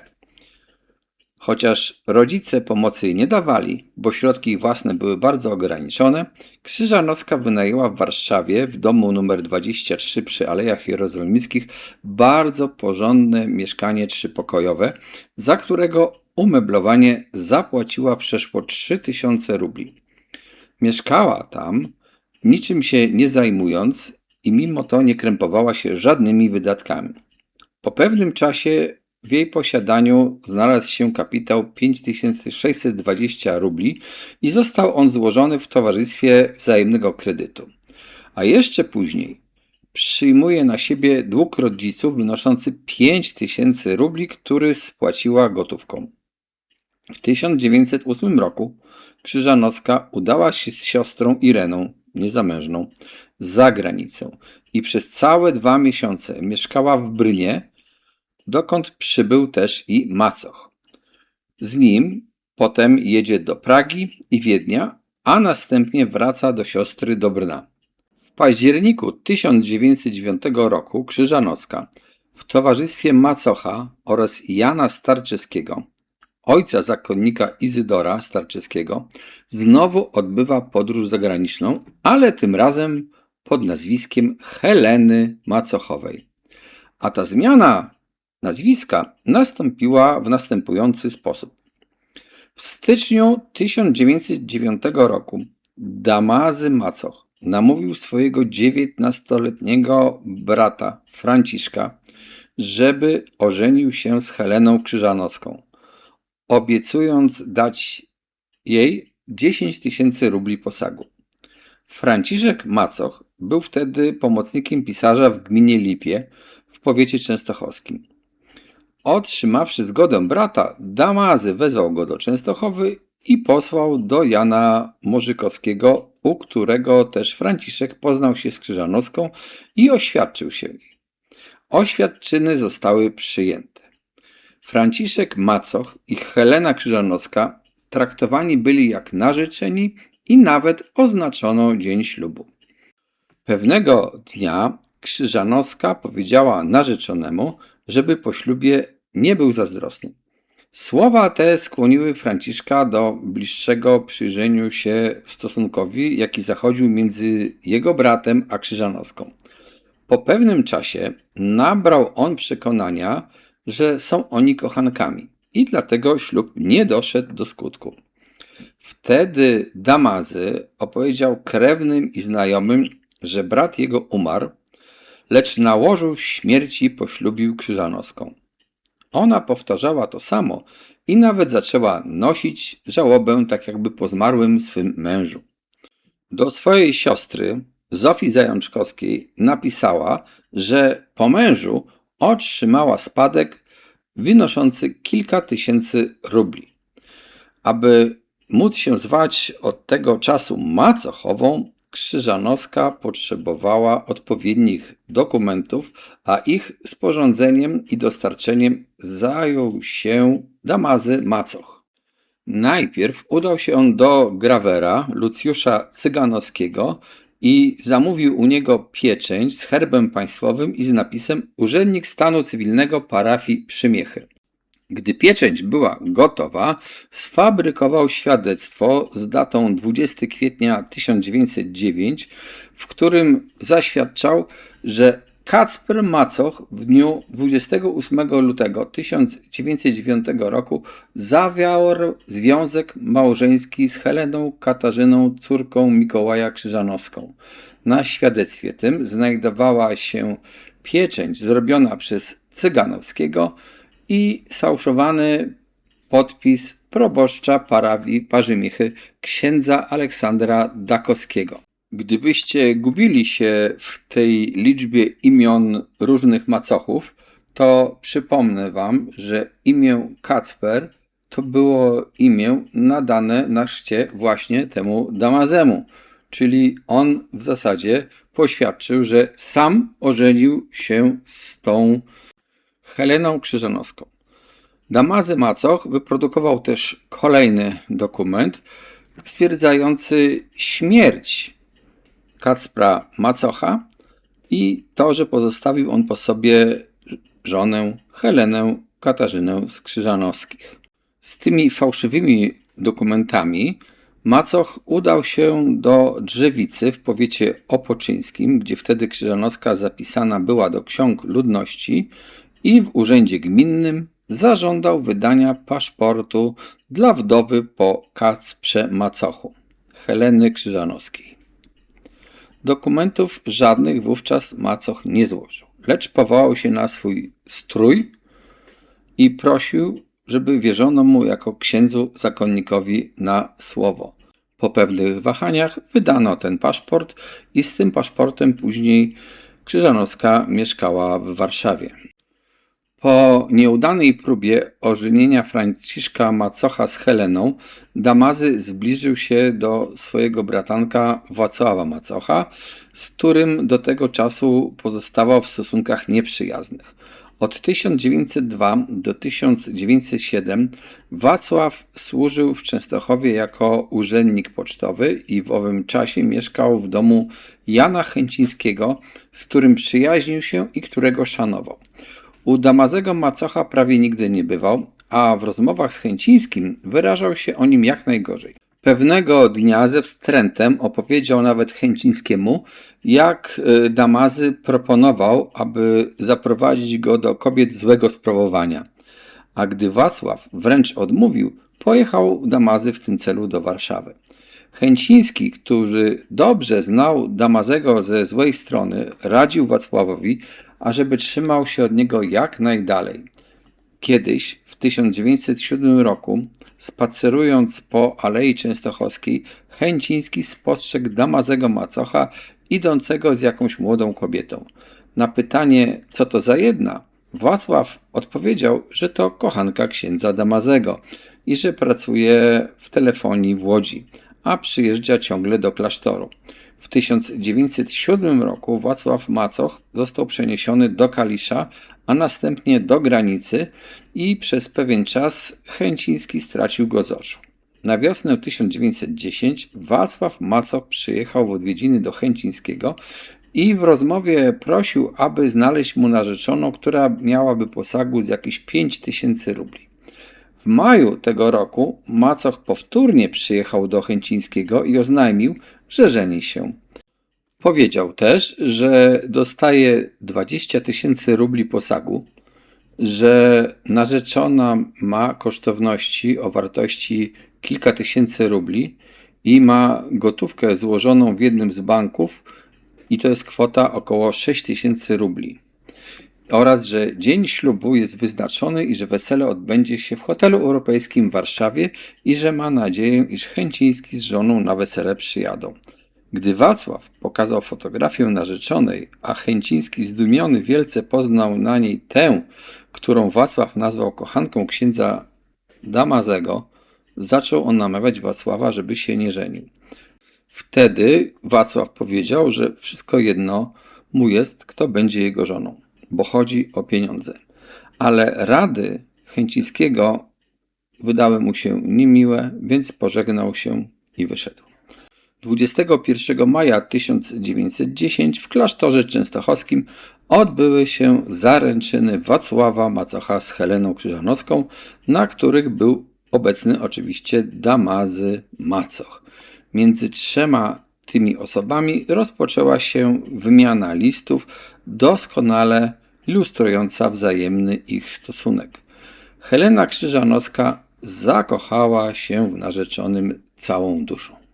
Natomiast stosunek Wacława Macocha do narzeczonej był dokładnie odwrotny, zupełnie obojętny i nie chciał nawet zbyt często odpowiadać na te listy, a jeżeli już pisał, to krótko i na kartkach pocztowych. Nie chciał on nawet oznaczyć daty ślubu i zrobiła to Krzyżanowska po naradzie z Damazem. Wszelkie starania wokół urządzenia wesela również wziął na siebie Damazy. Ślub odbył się 11 czerwca 1910 roku w Warszawie. Ślubu udzielał Damazy Macoch w asystencji Izydora Starczewskiego. Helena Krzyżanowska ślub wzięła jako Helena Macochowa, a nazajutrz w kancelarii parafii świętego Aleksandra w Warszawie sporządzono akt ślubny na podstawie złożonych przez Damazego Macocha i nowożeńców dokumentów, tych fałszywych dokumentów o ślubie Kacpra Macocha i o jego późniejszym zgonie. Mówiliśmy o tych dokumentach wcześniej. W końcu czerwca Wacław Macoch wraz z żoną przyjechał do Częstochowy i zatrzymał się w hotelu kaliskim. Zaszedł on do Chęcińskiego, pytając, czy nie mógłby sprowadzić do nich swojej młodej żony. Otrzymawszy pozwolenie Chęcińskich, tego samego dnia przyszedł do nich z Heleną i między innymi opowiadali, że wesele odbyło się w hotelu europejskim w Warszawie, było bardzo wesoło, że za kolację zapłacił 1050 rubli, a za ślub 350. Gdy Chęciński wyraził zdziwienie, skąd on wziął aż tyle pieniędzy, Wacław odrzekł, że pieniądze te dał ksiądz Damazy, który prócz tego wynajął dla nich mieszkanie w Warszawie i kupił całe urządzenie. Po tej wizycie młodzi wrócili do Warszawy, gdzie zajmowali poprzednie mieszkanie Heleny Macochowej w Alejach Jerozolimskich pod numerem 23. Zżyli ze sobą zgodnie, z rzadka tylko przyjmując odwiedziny krewnych, a w tym również i Damazego. Na początku lipca Wacław przypadkowo znalazł u żony list zamieszkałego w Warszawie mechanika Juliana Bulzackiego, który już wcześniej podobał się bardzo Helenie. W liście tym znajdowało się zdanie: chociaż znajomość nasza nie była zupełnie platoniczna, które wydało się mężowi wielce podejrzane i zaczął on żonie urządzać sceny. Tak przynajmniej opowiada Helena i tak mówiła swojemu bratu Wacławowi Krzyżanowskiemu, który gościł u niej wtedy w Warszawie, gdyż w obecności obcych i samego Krzyżanowskiego Wacław Macoch żadnych awantur żonie swojej nie robił. 23 lipca Wacław Macoch otrzymał niespodziewanie z Częstochowy od księdza Damazego Macocha list wzywający go do klasztoru po odbiór jakiegoś 1000 rubli.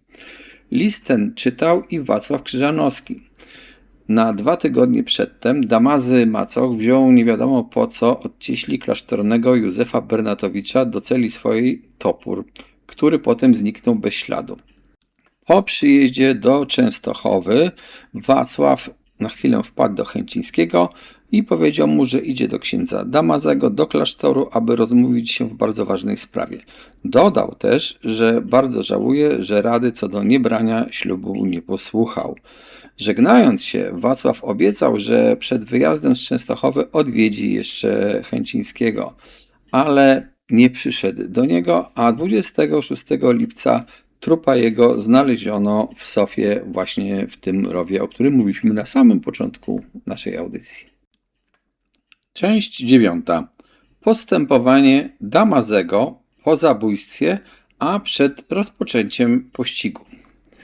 25 lipca o godzinie 10:20 rano Damazy Macoch zatelegrafował do Heleny, że tego dnia wieczorem przyjedzie. Jednakże przyjechał do Warszawy ze służącym Stanisławem Załogiem dopiero następnego dnia rano o godzinie 7, gdy Helena Macochowa jeszcze spała. Macoch postarał się zaraz po przyjeździe, żeby Wacław Krzyżanowski mieszkanie opuścił i dlatego poprosił go, aby wyszedł z Załogiem i pokazał mu Warszawę. Po powrocie Krzyżanowskiego, który nastąpił po jakichś 2-3 godzinach, zauważył on, że Damazy w pokoju sypialnym szeptem rozmawia z jego siostrą. Służąca Marianna Kosmalówna, która wchodziła do pokoju sypialnego, zauważyła, że jej pani razem z księdzem Damazym darła i paliła jakieś listy. Gdy wreszcie Helena Macochowa wyszła na śniadanie, to Krzyżanowski i Kosmalówna zauważyli, że była zapłakana. Tego dnia do stołu na śniadanie i na obiad zaproszony był też Stanisław Załóg, co jest swoją drogą trochę dziwne, bo nie było wtedy zwyczaju, aby służący siadali przy stole razem z państwem. Damazy opowiedział, że bratanek jego Wacław porzucił żonę i wyjechał do Ameryki i że on, Damazy, zaopatrzył go nawet w pieniądze na tę drogę. W ogóle Damazy Macoch podczas pobytu w Warszawie był w bardzo dobrym usposobieniu. Z Heleną Macochową był bardzo serdeczny, nie odstępował jej na krok i wszelkimi sposobami starał się okazać jej swoją przychylność. Wieczorem Stanisław Załóg wyjechał do Częstochowy, a Helena z bratem i Damazym udała się do dobrych znajomych Adama i Anny Jerzeskich. Anna Jerzeska, kuma Damazego Macocha, obchodziła tego dnia swoje imieniny. Na pytanie gospodarzy i gości, gdzie Helena zostawiła męża, ona odpowiedziała, że pilne interesy wezwały go do miejscowości Granica. Wszyscy zwrócili uwagę na to, że Damazy Macoch był bardzo podniecony, a Helena Macochowa bardzo smutna. Skarżyła się na ból w oku i jak tylko przyszła, udała się do sypialni jerzeskiej, położyła się na łóżko i przykładała do oczu plasterki umaczane w wodzie. Wtedy też powiedziała Jerzeskiej, że jest już w stanie odmiennym. Krótko bawiła u Jerzeskich i po godzinie 22:30 razem z Damazym Macochem wróciła do domu. Następnego dnia rano razem z Damazym i Wacławem Krzyżanowskim pojechała do Częstochowy, gdzie zatrzymała się jak dawniej u Morzykowskiego. Widząc, że siostra ciągle płacze, Krzyżanowski pocieszać się zaczął, mówiąc, że takiego męża, co żonę porzucił, nie należy żałować. Wtedy Helena wyznała bratu, że jej męża zabił ksiądz Damazy za to, że zażądał od niego 1000 rubli i za to, że pokazał list Juliana Bulzackiego, czyniąc mu wymówki, że ożenił go z taką kobietą.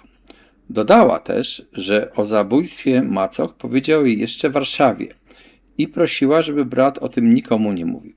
Krzyżanowski uprzedzał siostrę o odpowiedzialności grożącej jej, jeżeli nie zawiadomi władzy o popełnionej zbrodni, lecz ta odrzekła, że uczyni to po powrocie do Warszawy. W Częstochowie Helena Macochowa spędziła 5 dni, a następnie z bratem i Damazym pojechała do rodziców, gdzie spędziła kolejne 2 tygodnie.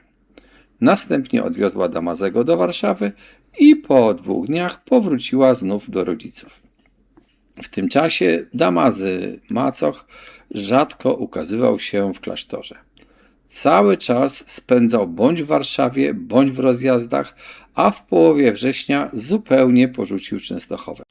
Wtedy też między nim a Izydorem Starczewskim nawiązała się ożywiona korespondencja, w której wykazywali bardzo gorące zainteresowanie losem Stanisława Załogi i tym, jak starannie ukrywali przed policją miejsce jego pobytu. Gdy Załóg, który był szeregowym rezerwy, powinien był stawić się w Częstochowie na punkt zborczy, urządzono sprawę tak, że zamiast niego stawiła się inna osoba podstawiona, ale oszustwo to policja wykryła. Damazy Macoch namawiał Sterczewskiego i Załoga, ażeby razem wyjechali do Ameryki, ale na tę propozycję zgodził się tylko Załóg. Starczewski odmówił. W liście z Warszawy z dnia 25 września Macoch prosi Starczewskiego, żeby nikomu adresu jego nie podawać, a w razie czego wymówić się nieświadomością, a jeżeli ktoś pytać będzie o Załoga, odpowiedzieć, że jest on chory. W tym samym mniej więcej czasie Załóg pojechał do Macocha do Warszawy z jakimś ważnym listem i tam przeprowadzili tajemnicze rozmowy.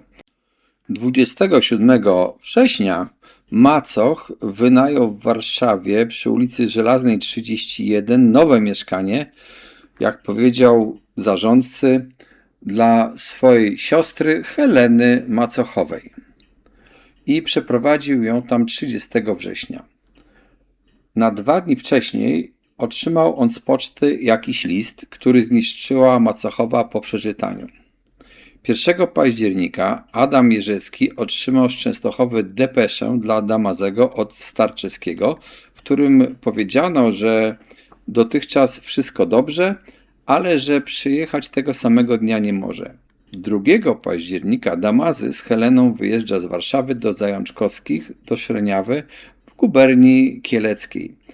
A 4 października, to jest wtedy, gdy policja prowadzi dochodzenie w murach klasztornych, Izydor Starczewski posłał do ojca swojego, do Sieradza, list z prośbą o wysłanie natychmiastowe depeszy następującej. Warszawa, Chłodna 68, Jerzewskiemu, kumowi. Niech zaraz wyjeżdża.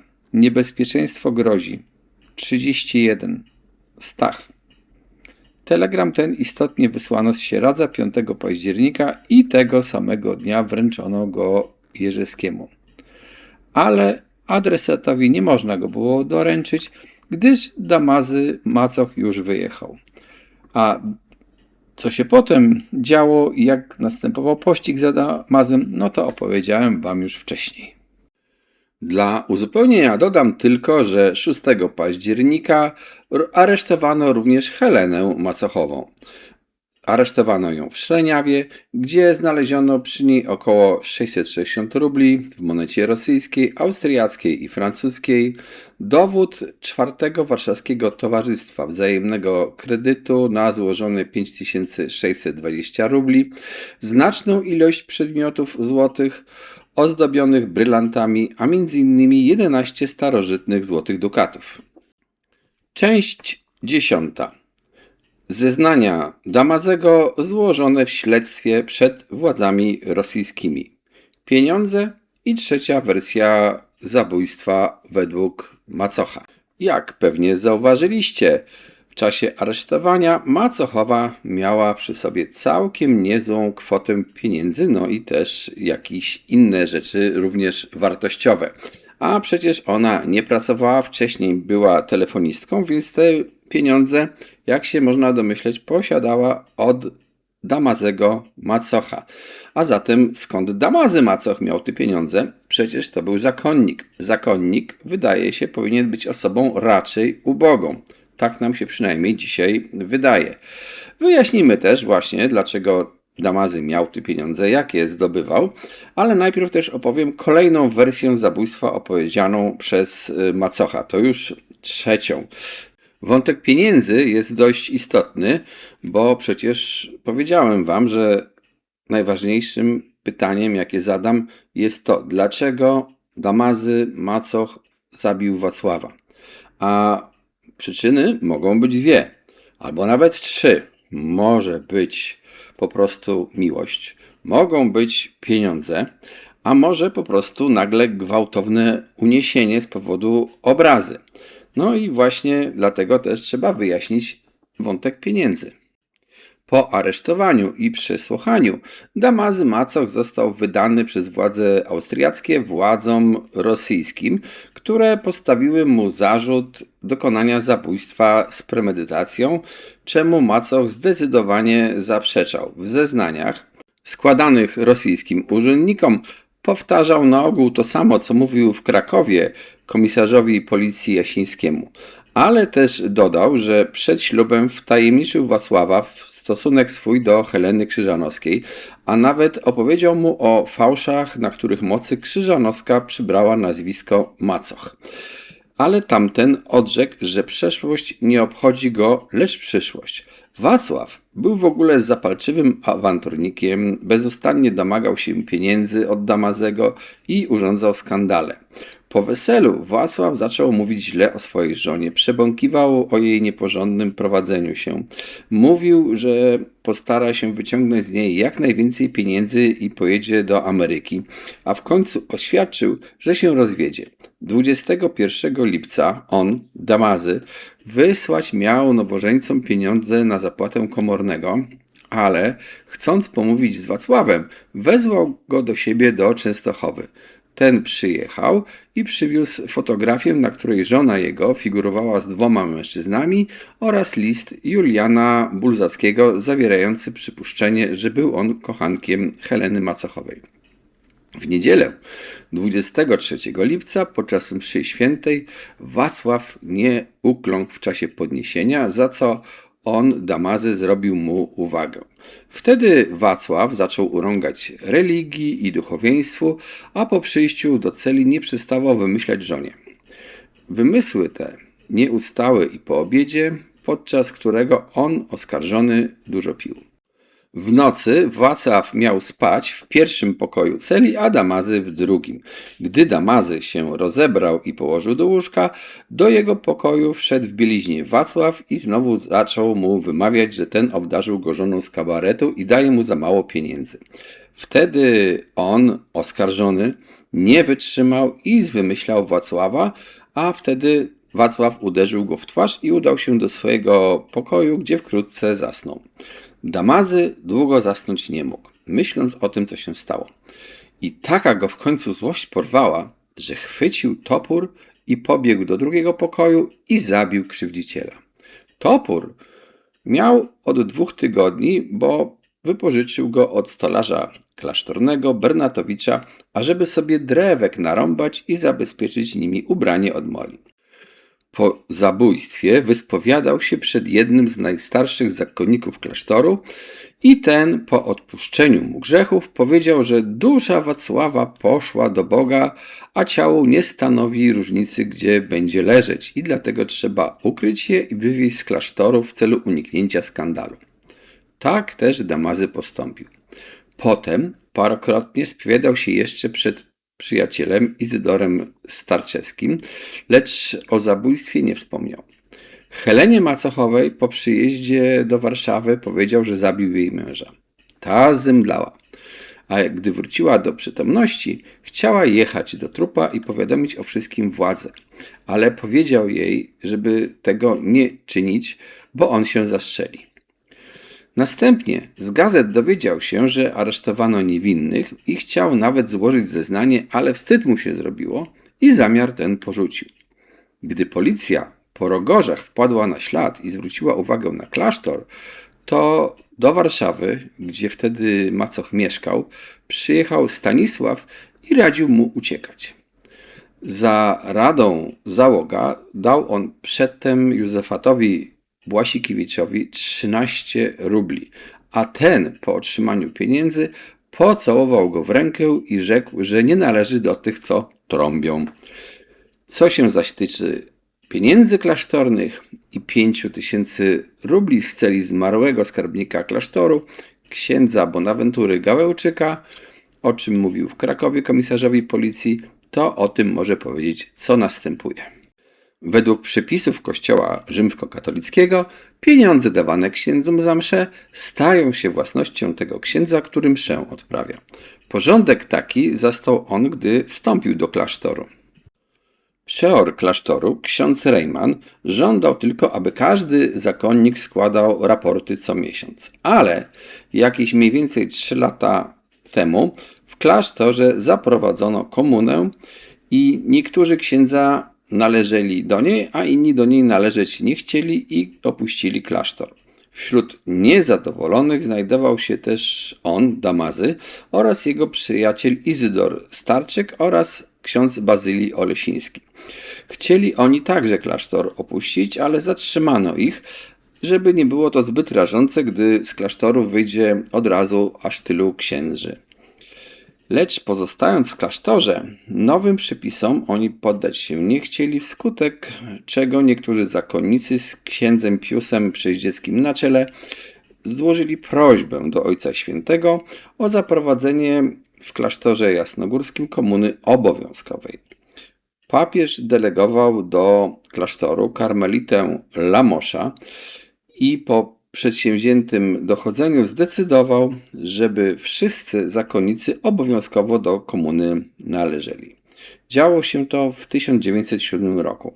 Wtedy Bazylii Oleksiński poradził jemu i Starczewskiemu, aby otrzymane od pątników pieniądze za msze przestali wpłacać do kasy klasztornej. Wówczas kustoszem albo zakrystianinem był ksiądz Bonaventura Gawełczyk, a prokuratorem, czyli gospodarzem Bazylii Olesiński. Ten zastępował często Bonaventurę i wtedy brał po prostu pieniądze z kasy klasztornej, zwanej skarbczykiem, i dawał je Starczyskiemu oraz jemu Damazemu. A nastąpiło to dlatego, że kiedyś Macoch i Starczewski schwytali Olesińskiego na kradzieży pieniędzy ze skarbczyka. Przypadek ten zdarzył się w maju 1907 roku. Ksiądz Bonaventura był wtedy w zakrystii, gdzie mieścił się skarbczyk, i wyszedł po coś. Zostawił klucz do skarbczyka pod poduszką krzesła, na którym siedział. Macoch i Starczewski zauważyli, że Olesiński skrada się do zakrystii. Zaintrygowani poszli za nim i zobaczyli, jak Olesiński wyjął klucz spod poduszki i, otworzywszy drzwi, wszedł do skarbczyka. Wtedy oni okazali się nagle i spytali Olesińskiego, co robi, na co ten odpowiedział: nic. I, wziąwszy pieniądze, dał każdemu po 50 rubli, nalegając, aby wyszli natychmiast, aby uniknąć nieprzyjemności, co też oni zresztą posłusznie wykonali. Potem Olesiński stale już dawał mu pieniądze ze skarbczyka i w ten sposób dostał od niego 2000 rubli.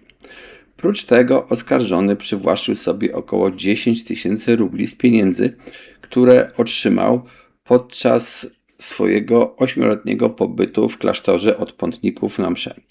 Za radą Olesińskiego kradł również pieniądze, które ofiarowano na msze z muzyką. Na wiosnę 1908 roku Macoch i Starczewski powiedzieli sobie, że nie tylko Olesiński, lecz również oni mogą wyciągnąć pieniądze ze skarbczyka, i zamiar ten swój w czyn wprowadzili poprzez to, że wezwali do siebie muzykanta klasztornego Józefa Pietrkiewicza, który był kolegą szkolnym Starczewskiego, i prosili, aby dorobił im 4 klucze. 1 do skarbczyka, 2 do drzwi korytarza wiodącego do skarbczyka i 1 do szafy w zakrystii.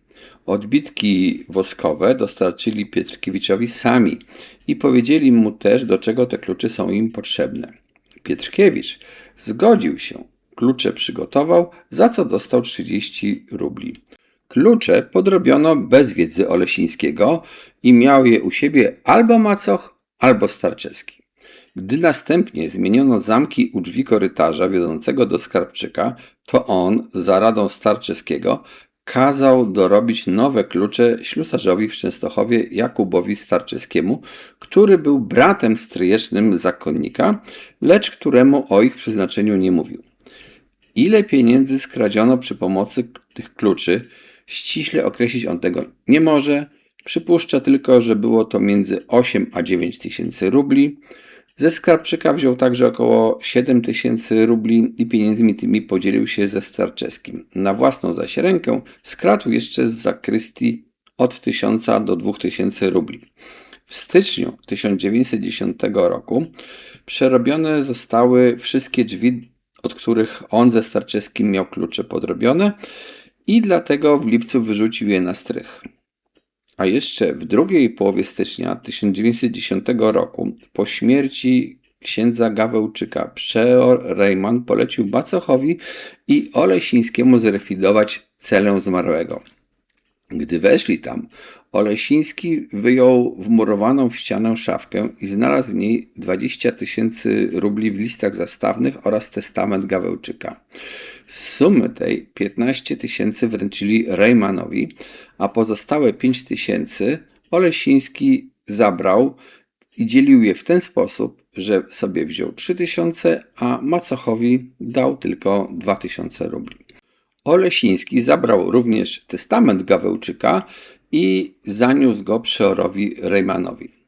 Przeor odczytał testament i chociaż zauważył brak 5 tysięcy rubli, to nie zrobił z tego jakiegoś większego użytku, bo uznał, że testament jest stary i że prawdopodobnie Gawełczyk za życia pieniądze te komuś oddał.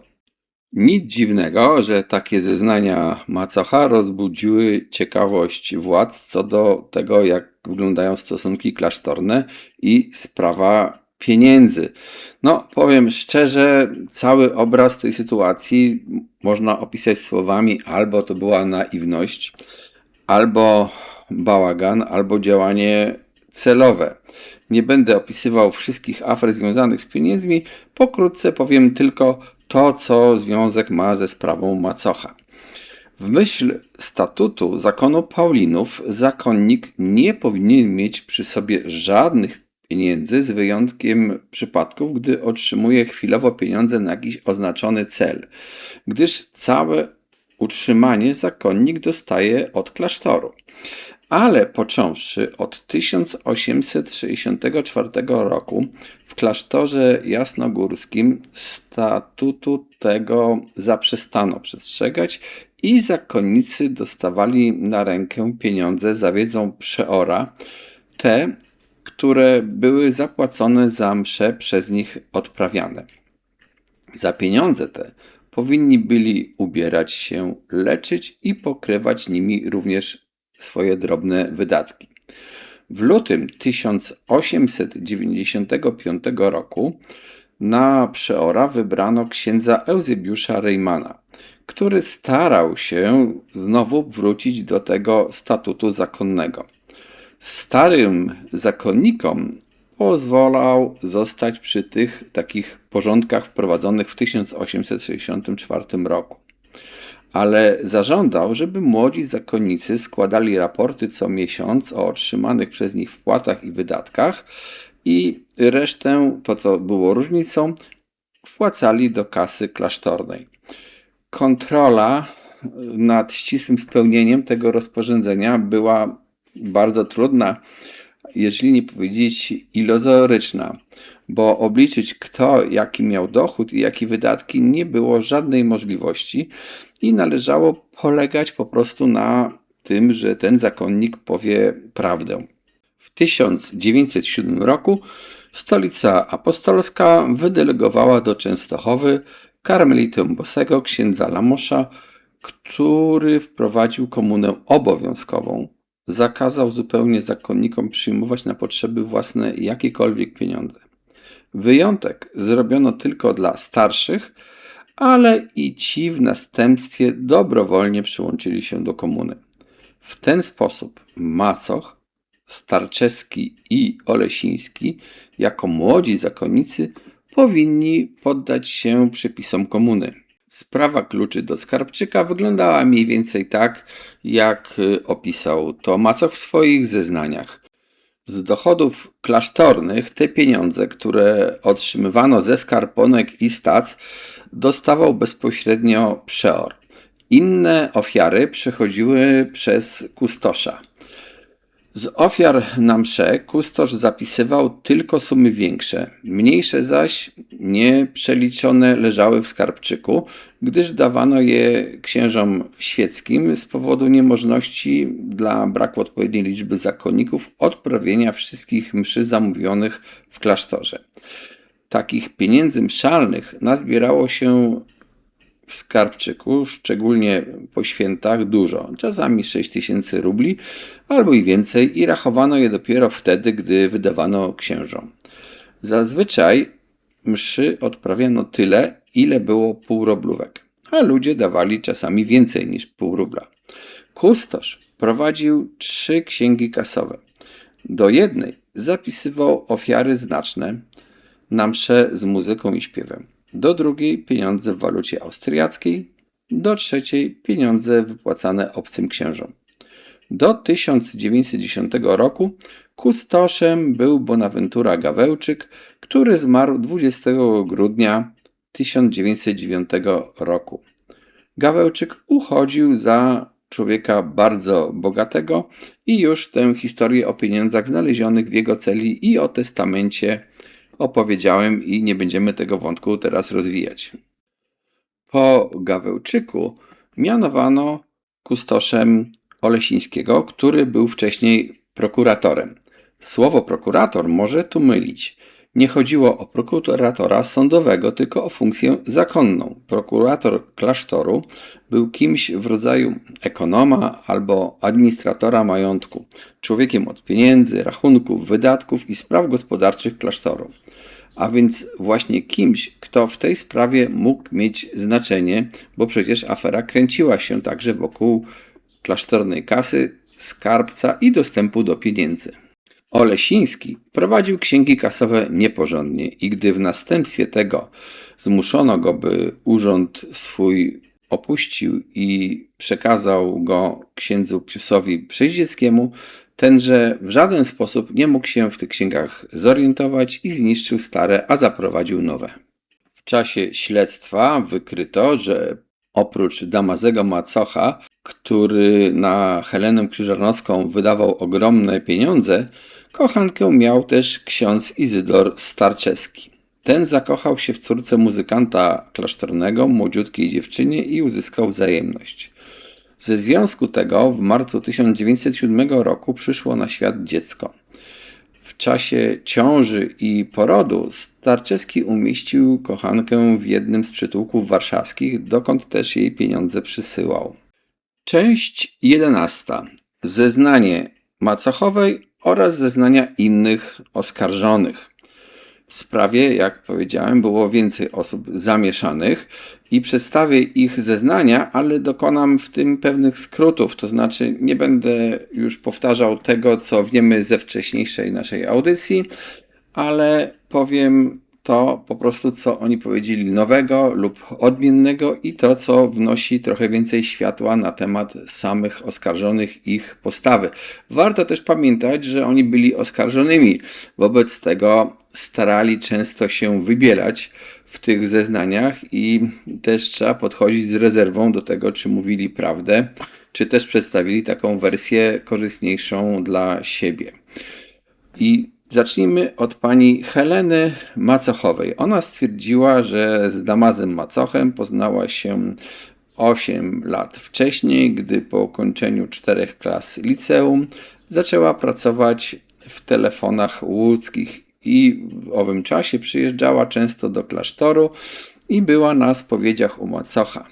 Po powrocie do Łodzi otrzymała od Macocha list, na który po jakimś czasie odpowiedziała, a później jeszcze Macoch przyjechał do Łodzi i w ten sposób zaczęła się ich znajomość, która z biegiem czasu przerodziła się w przyjaźń, ale nigdy tej granicy nie przekroczyła.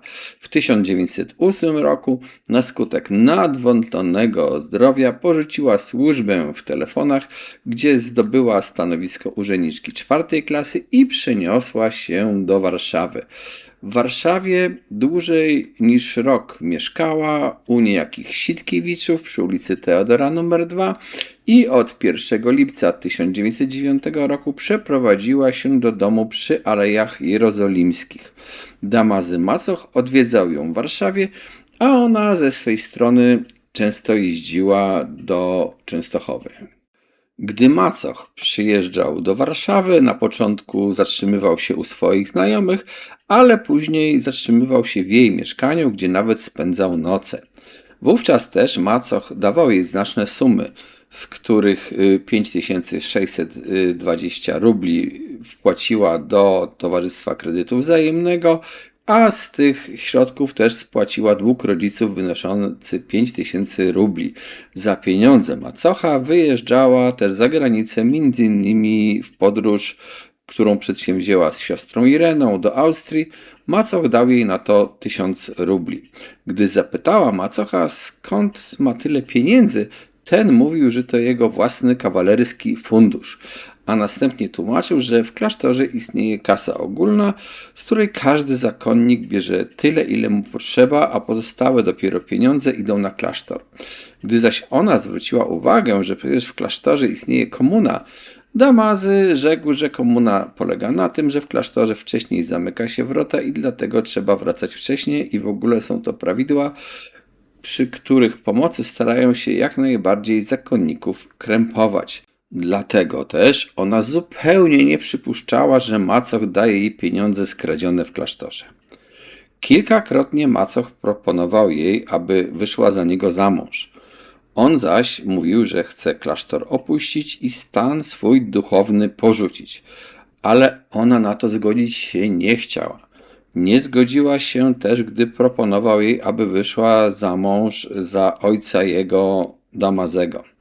I wtedy zaczął swatać jej brata, Franciszka macocha. Gdy ten został jej przedstawiony i oświadczył się, ona oświadczyny te przyjęła, ale ślub nie doszedł do skutku, bo Damazy macoch powiedział jej, że Franciszek umarł. Ona bardzo ubolewała nad tą śmiercią i nawet żałobę po narzeczonym nosiła, gdyż przywiązała się do niego. A dowiedziała się, że Franciszek macoch żyje dopiero w styczniu 1910 roku. Aby pocieszyć ją po śmierci Franciszka i umożliwić jej mieszkanie w Warszawie, Damazy macoch wyrobił jej paszport fałszywy na imię Heleny Macochowej.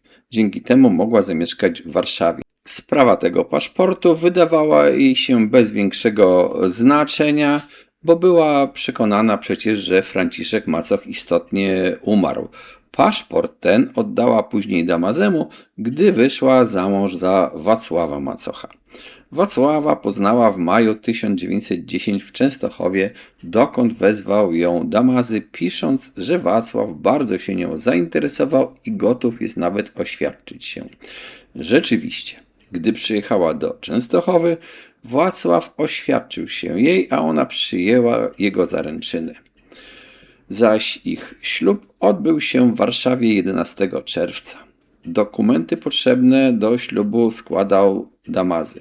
Ona w tym żadnego udziału nie brała i jeżeli nawet podpisała się jako macochowa na akcie ślubu, to dlatego, że przecież pod tym nazwiskiem się meldowała, a ponadto akt ślubny sporządzono dopiero następnego dnia po ślubie z Wacławem, gdy już prawnie nazywała się macochową. Wesele odbyło się w hotelu europejskim w Warszawie, a ile kosztowało i kto płacił, to ona nie wie. Potem podróżowała z mężem, byli w Częstochowie, w Zakopanem i powrócili do Warszawy, gdzie zajęli lokal, który ona przedtem zamieszkiwała sama. Mąż jej, którego pokochała całym sercem, był urzędnikiem pocztowym w granicy i w tym charakterze zarabiał od 50 do 60 rubli miesięcznie. Ale po ożenieniu się pracę porzucił, a ona sprowadziła do Warszawy swojego brata Wacława Krzyżanowskiego, który zamieszkał przy nich i zaczął przygotowywać męża do egzaminu z 4 klas. W tym czasie Wacław macoch znalazł u niej list znajomego jej z Łodzi, Juliana Bulzackiego, który starał się o nią dawniej i bardzo się jej podobał. Gdy ona wyjechała z Łodzi, Bulzacki również przeniósł się do Warszawy. List ten był mniej więcej następującej treści. Szanowna pani, dobrze pani zrobiła, że Łódź opuściła, gdyż między nami nic nie było, a ludzie przypuszczali coś zupełnie innego. Chociaż znajomość nasza nie była zupełnie platoniczna, postępuj pani nadal jak teraz, a zasłużysz na poszanowanie wśród ogółu. Co list ten miał oznaczać, zrozumieć nie mogła, bo zarówno z Bulzackim, jak i z macochem nigdy w stosunkach bliższych nie pozostawała. Wskutek tego listu mąż zaczął się z niej naigrywać, czynić wyrzuty, schował go i powiedział, że list pokaże Damazemu. 23 lipca mąż otrzymał od Damazego list wzywający go do natychmiastowego przyjazdu. List ten czytała, ale nie pamięta powodu, dla którego jej męża wezwano do Częstochowy. Tego samego dnia Wacław wyjechał i nigdy więcej nie wrócił. 3 dnia po wyjeździe męża otrzymała depeszę od Damazego macocha, że jedzie on do Warszawy. Przyjechał do niej 26 lipca ze służącym Stanisławem Załogiem, którego prosił posadzić do wspólnego stołu, co ją bardzo zdziwiło. Na pytanie jej, czy ksiądz widział się z mężem, Damazy odpowiedział, że widział się i że Wacław z Częstochowy wyjechał do krewnych. Damazy pozostał u niej jeszcze przez noc, a następnego dnia wraz z nim i bratem Wacławem Krzyżanowskim pojechała do Częstochowy, gdzie Damazy powiedział, że mąż jej wyjechał do Ameryki i więcej nie wróci. Potem ona z bratem pojechała do rodziców, dokąd po 10 dniach zawitał również Damazy macoch, lecz po kilku dniach wyjechał do Sieradza do ojca księdza Izydora Starczewskiego. Ona przez ten cały czas była u rodziców i tylko na 4 dni pojechała do Warszawy. Po 2 tygodniach znowu przyjechał Damazy i wyjechała z nim razem. Ona do Warszawy, a on do Częstochowy. Gdy upłynęły jeszcze 2 tygodnie, przyjechał do niej znowu Damazy i zamieszkał w jej lokalu. 1 października pojechała z nim do Szreniawy do siostry swojej Zofii Zajączkowskiej. Tam Damazy macoch przesiedział do 5 października i wyjechał do Częstochowy, a nazajutrz po jego wyjeździe przyszła policja i ją aresztowała. Dopiero gdy dostawiono ją do Częstochowy, dowiedziała się o zabójstwie męża. Chociaż w Warszawie odbierała kurier warszawski, jednakże od chwili wyjazdu męża gazet nie czytała i o trupie znalezionym w Sofie nic nie słyszała. Co się tyczy stosunków, jakie istniały między mężem jej i Damazym macochem, to może powiedzieć tylko to, że na ogół stosunki były te dobre, chociaż niekiedy wynikały między nimi sprzeczki. Co było przyczyną, że Damazy macoch zabił jej męża, ona tego nie wie i pojąć nie może. Również tego, dlaczego brat jej, Wacław Krzyżanowski, zeznał nieprawdę, jakoby ona 27 lipca w Częstochowie powiedziała mu, że męża zabił Damazy macoch. Podczas powtórnych przesłuchań Helena Macochowa zeznania swoje zmieniła i oświadczyła, że gdy 26 lipca przyjechał do niej Damazy z oświadczeniem, że mąż wyjechał do Ameryki, ona temu nie uwierzyła, gdyż między rzeczami Damazego znalazła paszport Wacława. Wtedy Damazy powiedział, że zabił Wacława za to, że to był podlec, człowiek bez uczuć szlachetnych i urządzał skandale. Dodał też, że przy pomocy służącego swojego, Stanisława Załoga, wywiózł trupa w pole i porzucił przy drodze, gdzie znajdą go ludzie i pochowają. Szczegółów zabójstwa Damazy jej nie opowiedział. O tym wszystkim ona istotnie 27 lipca opowiedziała w Częstochowie swojemu bratu Wacławowi Krzyżanowskiemu, ale ani o liście Bulzackiego nie wspomniała, ani o tym, że mąż jej żądał od Damazego 1000 rubli. Brat nie uprzedzał jej o odpowiedzialności za niezawiadomienie władz o zbrodni, a nie uczyniła ona tego, bo Damazy macoch groził, że ją zabije, a zresztą nie wiedziała w ogóle, co robi. Przypuszcza, że przyczyną zabójstwa była zazdrość Damazego macocha, który widział, że ona męża kocha i że będzie wierną żoną jego. Mąż zaś Damazego znosić nie mógł i nazywał go zawsze kanalią i rozpustnikiem. Przyczyny nienawiści tej nie zna i Wacław nic jej o tym nie mówił. Po zabójstwie Damazy proponował jej powtórnie, aby wyszła za niego za mąż, ale ona mu powtórnie odmówiła. Pociągnięci do odpowiedzialności za ukrywanie zabójstwa Wincenty Pianko, Józefat Błasikiewicz i ksiądz Izydor Starczewski do winy się nie przyznali i oświadczyli, co następuje. Pianko, powtórzywszy to, co mówił poprzednio, nadmienił, że wynajął go do przywiezienia paki ksiądz Damazy, który wyszedł na plac klasztorny ze sługą swym Stanisławem, w którym on poznał Stanisława Załoga. O jeździe swojej z macochem i załogiem władzy nie zawiadomił, bo obawiał się kary Bożej za złamanie przysięgi danej księdzu Damazemu. Błasikiewicz zeznał, że w połowie lipca 1910, około godziny 7:30 wieczorem, gdy księża odprawiali modlitwy, stał on u drzwi prowadzących z tzw. sali rycerskiej do celi przeora i ujrzał wtedy, że z górnego korytarza, gdzie była cela księdza Damazego Macocha, sługi klasztorne znoszą po schodach jakiś duży przedmiot zawinięty w rogorze.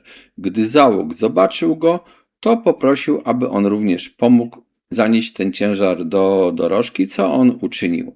Ale na dorożkarza nie zwracał uwagi ani na to, czy był przy tym również macoch. Policja pokazała mu sofę znalezioną we wsi Zawady i sofa ta była mniej więcej tej samej wielkości, co przedmiot, który wynosił załóg, wójcik i roguś. Ale pewności w tym względzie nie ma żadnej. Sofę poznał, bo 3 lata temu stała ona w korytarzu klasztornym obok numeru 1 pokoi gościnnych. Następnie przeniesiono ją gdzieś i od tego czasu sofy on już nie widział. O trupie w sofie znalezionym słyszał, ale nie przypuszczał, że wywieziono go z klasztoru i dlatego policji o niczym nie meldował. Starczewski zeznał, że poznał się z Damazym Macochem w 1900 roku, gdy wstąpił do klasztoru jasnogórskiego jako nowicjusz, ale zaprzyjaźnił się z nim dopiero w 1907. W tym samym czasie Macoch i on zaprzyjaźnili się też z Bazylim Olesińskim. Zbierali się nieustannie, czas spędzali na rozmowie, lecz nie wtajemniczali się wzajemnie w szczegóły swojego życia prywatnego. Prawda, że kilka lat temu, gdy Macoch przedstawił go w klasztorze Helenie Krzyżanowskiej i przyznał, że zakochał się w Krzyżanowskiej za jej inteligencję, znajomość muzyki i śpiew, nie mówił jednakże o tym, że jest jej kochankiem, chociaż Starczewski przypuszczał, że Krzyżanowska była kochanką Macocha. Gdy Krzyżanowska przyjeżdżała do klasztoru, Macoch znikał ze swojej celi i czas cały spędzał u Morzykowskich, gdzie Krzyżanowska zazwyczaj się zatrzymywała. Niekiedy Macoch zabierał ze sobą Starczewskiego i wtedy ten widział, że Macoch całuje się z Krzyżanowską. Kilka lat temu Damazy chciał wydać Krzyżanowską za swojego rodzonego brata, 18-letniego Franciszka Macocha, ale Krzyżanowska żądała, aby wcześniej zdał on egzamin z 4 klas i dlatego ożenek nie doszedł do skutku. Po Wielkanocy 1910 Macoch oznajmił mu, że z Krzyżanowską chce się ożenić bratanek jego Wacław Macoch. Jakie stosunki były między Damazym i Wacławem Macochami, to on nie wie. Ale kilka razy słyszał, że rozmawiali między sobą ostrym tonem, a gdy on się pojawiał, rozmowę przerywali.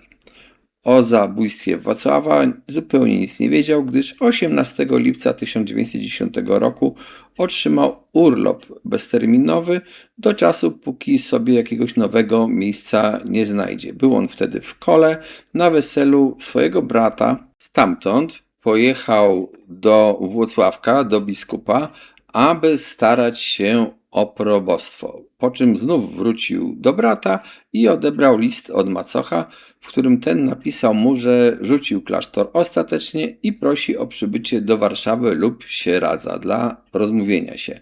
Macoch, tak samo jak on, zdecydował się klasztor opuścić i zapisać do duchowieństwa świeckiego. Widział się z Macochem u swoich rodziców w Sieradzu, dokąd przyjechał po kilku dniach. Macoch opowiedział mu, że chciał skorzystać z urlopu, ale nowy przeor weloński urlopu mu nie dał i on, urządziwszy przeorowi skandal, wyjechał bez urlopu. Następnie przedsięwziął on z Macochem podróż do Krakowa, Warszawy, Żytomierza i Włocławka w celu otrzymania probostwa i wrócił do Częstochowy 16 września. Następnego dnia Macoch wyjechał i od tej pory już go więcej nie widział. Nie przyznał się też Starczewski, że kradł pieniądze klasztorne i oświadczył, że nigdy ani on sam, ani przy współudziale Damazego Macocha i Bazylego Olesińskiego nie brał pieniędzy ze skarbca jasnogórskiego. Nigdy nie zamawiał kluczy podrobionych ani u Pietkiewicza, ani u Jakuba Starczyckiego. Nie przypomina sobie, ażeby razem z macochem schwytał Olsińskiego na kradzieży pieniędzy. Zrozumieć nawet nie może, z jakiego macoch zeznania takie złożył. Nie miał żadnego interesu przywłaszczać sobie fundusze, bo potrzeb wielkich nie miał, a na drobne wydatki i Bonaventura Gawełczyk i Bazylii Olesiński dawali mu pieniądze, które do książek zapisywali. Wszelkie alkohole w postaci wódki, piwa i koniaku dostarczał mu klasztor z polecenia Reymana, który też udzielał mu pieniędzy na podróże za granicę. Kochankę miał tylko jedną, ale to go nic nie kosztowało, bo ona miała pieniądze własne i pieniędzmi tymi opędzała koszta porodu i utrzymania dziecka. Ksiądz z Bazylii Olesiński nie przyznał się ani do kradzieży 5000 rubli w listach zastawnych z celi Gawełczyka, ani też do udziału w okradaniu systematycznym skarbczyka i zeznał, że w celi zmarłego za szafą znalazł 15 000 rubli w postaci listów zastawnych i odniósł je Reymanowi. Po kilku dniach w pokoju Gawełczyka znalazł notatkę, w której była mowa o 20 000 rubli i zaniósł ją Reymanowi. Jeżeli Damazy Macoch mówi o kradzieży 5000 rubli, to widocznie skradł je sam, a teraz chce zwalić winę na innych. Nigdy też nie przywłaszczał sobie pieniędzy ze skarbczyka i nie dawał ich ani Macochowi, ani Starczyckiemu. Otrzymywali oni od niego jako od kustosza pieniądze na drobne wydatki i nigdy więcej jak po 10 rubli i tylko raz na polecenie przeora Welońskiego dał Damazemu Macochowi 50 rubli, gdy jechał na wesele Heleny Macochowej. Dawać zakonnikom sumy nie przekraczające 10 rubli miał i ma prawo. Do świętokradztwa nie przyznał się również Józef Pietrkiewicz, który zeznał, co następuje. Na wiosnę 1909 roku ksiądz Izydor Starczewski, który był jego kolegą ze szkoły elementarnej, wezwał go do celi swojej i w obecności Damazego Macocha polecił mu dorobić klucz do pokoju, w którym mieściły się pieniądze klasztorne i rachunki. Starczewski pokoju tego skarbczykiem nie nazywał i powiedział mu tylko, że klucz jest mu potrzebny do przejrzenia rachunków. Wręczono mu przy tym odbitkę woskową zamku. Nie podejrzewając, że klucz potrzebny jest do kradzieży i wierząc księżom jak Bogu samemu, zrobił bez żadnej trudności klucz zamówiony. Właściwie to nie on ten klucz zrobił, lecz dał go do roboty niejakiemu Kasprzykowi, który pracował wtedy w Rakowie pod Częstochową u jakiegoś ślusarza. Ani imienia, ani też adresu Kasprzyka on nie zna. Po 3 czy 4 dniach, gdy klucz już był gotów, odniósł go osobiście Starczewskiemu, który następnie zapłacił mu za to 15 albo 18 rubli, nie licząc danego wcześniej zadatku w kwocie 5 rubli. W tym samym mniej więcej czasie Damazy Macoch dał mu jeszcze 2 klucze do odpiłowania, gdyż jak mówił, nie otwierają drzwi, przez które on przechodzić musi. Robotę tę wykonał za darmo i dopiero po jakichś 2 miesiącach pożyczył od Macocha 10 rubli, których jednakże nie oddał. Zresztą te klucze wykonał nie on sam, lecz także Kasprzyk, którego on przecież nie zna. Spośród okazanych mu kluczy znalezionych na strychu największy jest właśnie ten, który zamówił Starczewski, a przygotował Kasprzyk. Natomiast Lucjusz Cyganowski przyznał się do winy, że przygotował pieczęć urzędnika stanu cywilnego parafii Parzymiechy na zamówienie Damazego Macocha. Tłumaczył się tym, że nie mógł przypuszczać, aby ksiądz, który pieczęć tę zamawiał, nie należał do wymienionej parafii. Część 12. Mataczenie. Po 6 miesiącach pobytu w więzieniu Damazy Macoch, gdy pociągnięto go dodatkowo do odpowiedzialności za kradzież pieniędzy systematyczną i ze skarbczyka i kradzież 5000 rubli w listach zastawnych z celi zmarłego księdza Bonaventury, nie przyznał się do winy, twierdząc, że poprzednio kłamał i że oskarżył fałszywie Izydora Starczewskiego, Bazylego Olesińskiego i Józefa Pietrkiewicza. Kłamał zaś dlatego, że obawiał się, iż zarzucać mu będą, że okradł obraz cudowny Matki Boskiej Częstochowskiej i zmyślił, że wydał pieniądze ze skarbczyka oraz wraz z Olesińskim przywłaszczył sobie 5000 rubli z funduszy Gawełczyka. Na Olesińskiego i na Starczewskiego winę zwalił dlatego, że to jego przyjaciele, a że Pietrkiewicz był w zażyłych stosunkach ze Starczewskim, więc miał nadzieję, że zeznaniom jego uwierzą. W ogóle o kradzieży pieniędzy ze skarbczyka, o przywłaszczeniu 5000 rubli Gawełczyka i o podrobieniu kluczy nic zupełnie nie wie. Na Helenę Macochową wydawał te pieniądze, które miał od pątników na msze. Pieniędzy takich miał 22 000 rubli, a mszy odprawiał tylko za 8000 rubli.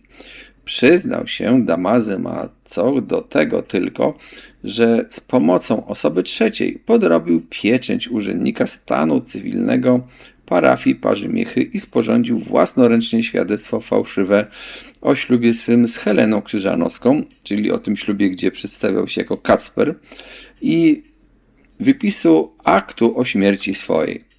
Pod tym względem Macoch potwierdził to wszystko, co zeznał w Krakowie, a następnie podczas śledztwa wstępnego już na terenie zaboru rosyjskiego. Wkrótce wyjaśniło się, dlaczego Macoch tak nagle cofnął zeznania swoje dotyczące okradania skarbczyka i kradzieży 5000 rubli.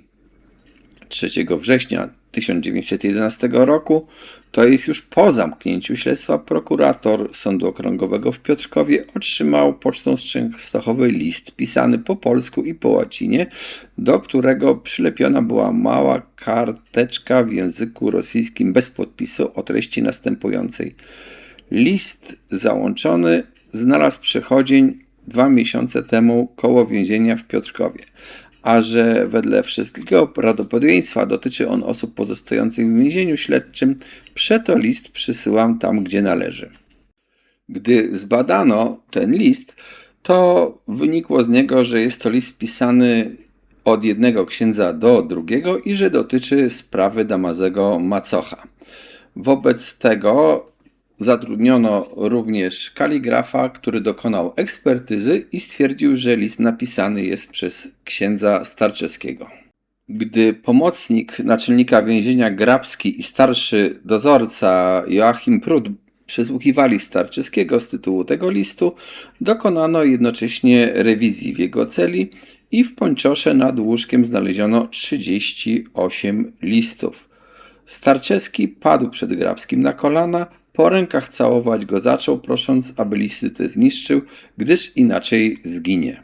Ekspertyza kaligraficzna wykazała, że spośród 38 listów znalezionych u Starczewskiego 17 napisał Damazy Macoch, 16 Józef Pietrkiewicz, a 5 sam Izydor Starczewski. Z treści ich wynika, że schwytano tylko część obszernej korespondencji prowadzonej między tymi trzema osobami w więzieniu. Nie udało się ustalić, kiedy rozpoczęła się wymiana tych listów, ale jednak jeden z listów Macocha pisany był do Starczewskiego, jak widać z treści, w kwietniu 1911 roku. I że ten list nie był pierwszym z kolei, wiadomo. Z treści listów tych wynika, że oskarżeni usiłowali ustalić nową linię zeznań, między innymi tak jak zeznał to później Damazy, o czym powiedziałem wam wcześniej, czyli wyprzeć się w ogóle tego, że Starczewski i Pietrkiewicz uczestniczyli w kradzieżach, a także chcieli winę zwalić na Helenę Macochową, bo na przykład Damazy prosił, żeby Starczewski opowiedział sądowi, że Helena Macochowa była kobietą lekkich obyczajów, że stosunek z nią ciążył mu i jak czuł się szczęśliwym, gdy nareszcie wydał ją za mąż i odczepił się od niej zupełnie. W listach tych znalazł się również taki fragment, w którym Macoch pisze: Co zaś do Aur, to miałem zebrać sobie zapas niewielki, dlatego też zmieniałem, gdzie się dało, ale w następstwie myśl tę porzuciłem. Co znaczył ten fragment, wyjaśnię za chwilę. Ważne jest, że Pietrkiewicz zaprzeczył kategorycznie udziału swojego w tej całej korespondencji, a znalezionych 16 listów przy Starczewskim to on nie napisał. Macoch przyznał się, że napisał 17 listów znalezionych w celi Starczewskiego. Korespondencję rozpoczął z inicjatywy Starczewskiego, który skłaniał go, aby przy zamknięciu śledztwa zrzekł się zeznań poprzednich dotyczących udziału Starczewskiego, Olesińskiego i Pietrkiewicza w świętokradztwie i kradzieży. Teraz zaś oświadcza, że wszystko, co mówił poprzednio o udziale własnym, jak również Starczewskiego, Olesińskiego i Pietrkiewicza w przygotowaniu kluczy podrobionych, w kradzieży pieniędzy ze skarbczyka i 5 000 rubli w listach zastawnych, jest szczerą prawdą. Co się tyczy zaś zamieszczonego w jednym z listów skrótów wyrazu aur, to pod tym wyrazem należy rozumieć monety złote, które odebrano od Heleny Macochowej. Monety te skradł on ze skarbczyka klasztornego i podarował Helenie. Nie mówił jej jednak, że pochodzą z kradzieży. Parę takich samych monet skradł ze skarbczyka i Starczewski. Helena Macochowa oświadczyła wreszcie, że znalezione przy niej dukaty złote znalazła między swoimi kosztownościami. Podłożył je tam, zapewne bez jej wiedzy, Damazy. Służący Stanisław Załuk, który przecież pomagał w transporcie tego trupa, był zamieszany w całą sprawę, zbiegł i wysłano za nim listy gończe. Część 13. Rozprawa sądowa. Sprawa sądowa była bardzo krótka. Proces ruszył w Piotrkowie 27 lutego 1912 roku i potoczył się błyskawicznie. Już 7 marca zapadł wyrok. Jaki, to powiem później. Z tej sprawy warto tylko przytoczyć krótkie fragmenty zeznań niektórych osób. Po przeczytaniu aktu oskarżenia przewodniczący sądu zwrócił się do głównego oskarżonego i zapytał: Damazy Macochu, czy pan przyznajesz się do winy, że powziąwszy zamiar zabicia swego brata Wacława Macocha, sprowadziłeś go z Warszawy do swej celi i przygotowawszy zawczasu siekierę, zabiłeś go rozmyślnie? Macoch odpowiedział: Prześwietny sądzie, do tego, abym go ściągnął do celi i rozmyślnie zabił, przyznać się nie mogę. Działałem w zapalczywości i byłem nietrzeźwy. Działałem jak wariat. Ten człowiek obrażał mnie, a ja mu tylko dobro świadczyłem. Przyznaję, że zabiłem, ale bez rozmysłu. I dalej Macoch opowiada, jakim dobrodziejstwem był dla Wacława, jak go wyswatał, ożenił, ale ten był niewdzięczny. Macoch przyznał się, że kradł razem z Olesińskim pieniądze klasztorne. Przyznał się też do kradzieży pieniędzy pozostałych po księdzu Gawełczyku oraz do sporządzenia fałszywych dowodów dla Macochowej. Następnie zeznawał Pianko, dorożkarz, który wiózł Sofę z Częstochowa do Zawad. Mogę serdecznie przysiąc, mówił Pianko z płaczem, że za tyli worek pieniędzy nie robiłbym tego, gdybym wiedział, że tam trup jest. Czy ja myślałem, że ksiądz mógł taką rzecz zrobić? Na pytanie, dlaczego dowiedziawszy się, że w Sofie był trup, nie dał znać o tym nikomu, Pianko odpowiedział, że przysiągł na rany Chrystusa, na Matkę Boską, że nic nie powie, więc bał się złamać przysięgę. Macochowa nie przyznała się do tego, że wiedząc o zabójstwie Wacława dawała schronienie Macochowi i załogowi i że korzystała świadomie z pieniędzy pochodzących z kradzieży i z fałszywych dowodów. Starczewski i Olesiński nie przyznali się do kradzieży pieniędzy klasztornych. Błasikiewicz powiedział, że on tylko wniósł do celi Macocha na jego żądanie oraz załoga Sofę z korytarza, a po 3 dniach wyniósł ją stamtąd, ale nie wiedział, co się w niej znajduje. O znalezieniu trupa w Sofie nic nie wiedział, bo nie umie czytać, więc nie mógł dowiedzieć się o tym z gazet. Ślusarz Pietrkiewicz zeznał, że nie wiedział, do czego dorabia klucze na zamówienie macocha.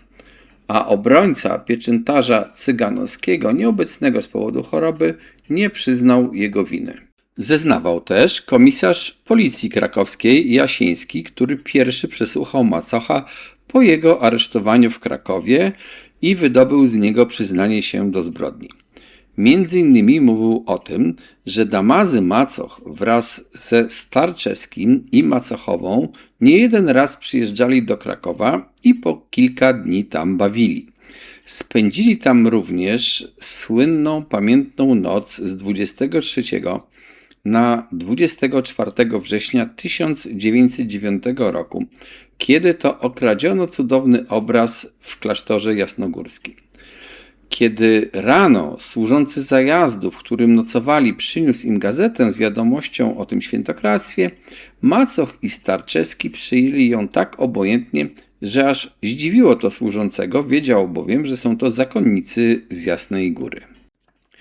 Ciekawe były zeznania ojca Piusa Przejeździeckiego, Paulina, zakonnika z Jasnej Góry. Oświadczył on, że boleje nad losem braci zbłąkanych, których widzi na ławie oskarżonych. Upadek ich jest wielki, ale są okoliczności łagodzące. Nie otrzymali oni bowiem w domu rodzicielskim należytego wychowania, nie przygotowano ich od dziecka do uczciwego życia, nie mieli też wykształcenia, a potem byli zbyt licho przygotowani do stanu zakonnego. Damazy macoch, według ojca Przeździeckiego, przysposabiał się do tego stanu nie 4 lata, jak napisano w oskarżeniu, ale nawet mniej niż 4 miesiące. Na zapytanie jednego z obrońców, czemu to przypisać, że do klasztoru mogli być przyjmowani ludzie tak słabo rozwinięci pod względem umysłowym jak Damazy macoch, ojciec Pius Przeździecki wyjaśnił, że przyczyną tego są obecne przepisy rządowe, które nie zgadzają się z ustawą klasztorną. Przepisy rządowe pozwalają bowiem przyjmować do klasztorów tylko ludzi starszych niż 24 lata i nie wymagają od nich żadnego wykształcenia. Z tego powodu dzieje się nieraz tak, że władza klasztorna powołuje się na ustawę klasztoru i nie chce kogoś przyjąć, ale ostatecznie musi odstąpić wobec przepisów rządowych. Po świętokradztwie na Jasnej Górze, a następnie zbrodni popełnionej przez macocha, położenie jeszcze bardziej się pogorszyło, ponieważ ludziom wstępującym do klasztoru zabroniono przebywać w klasztorze na próbie choćby na 1 dzień. Więc władza duchowna w klasztorze nie może zawczasu poznać ich tak, jakby to było wymagane.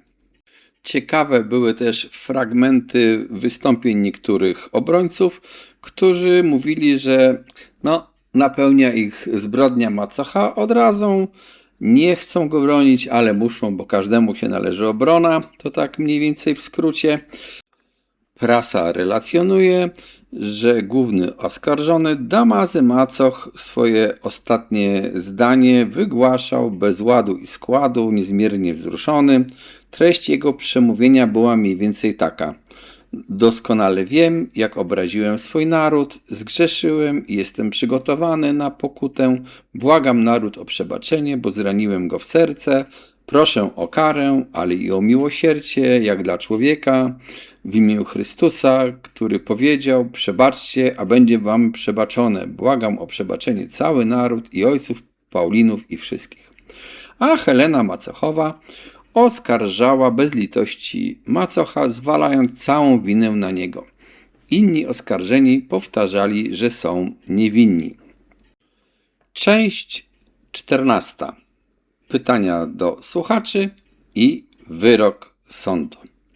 Zanim opowiem wam, jaki był wyrok, to jeszcze raz powtórzę pytanie. Czy po wysłuchaniu tych wszystkich zeznań i całej historii możecie orzec, dlaczego macoch zabił? Czy zabił dlatego, że poczuł się obrażony i jego duma tego nie zniosła, czy jednak planował to morderstwo, bo Wacław mu zagrażał, chciał od niego za dużo pieniędzy, czy też może z powodu miłości chciał pozbyć się Wacława Macocha. No, jestem ciekaw waszych odpowiedzi.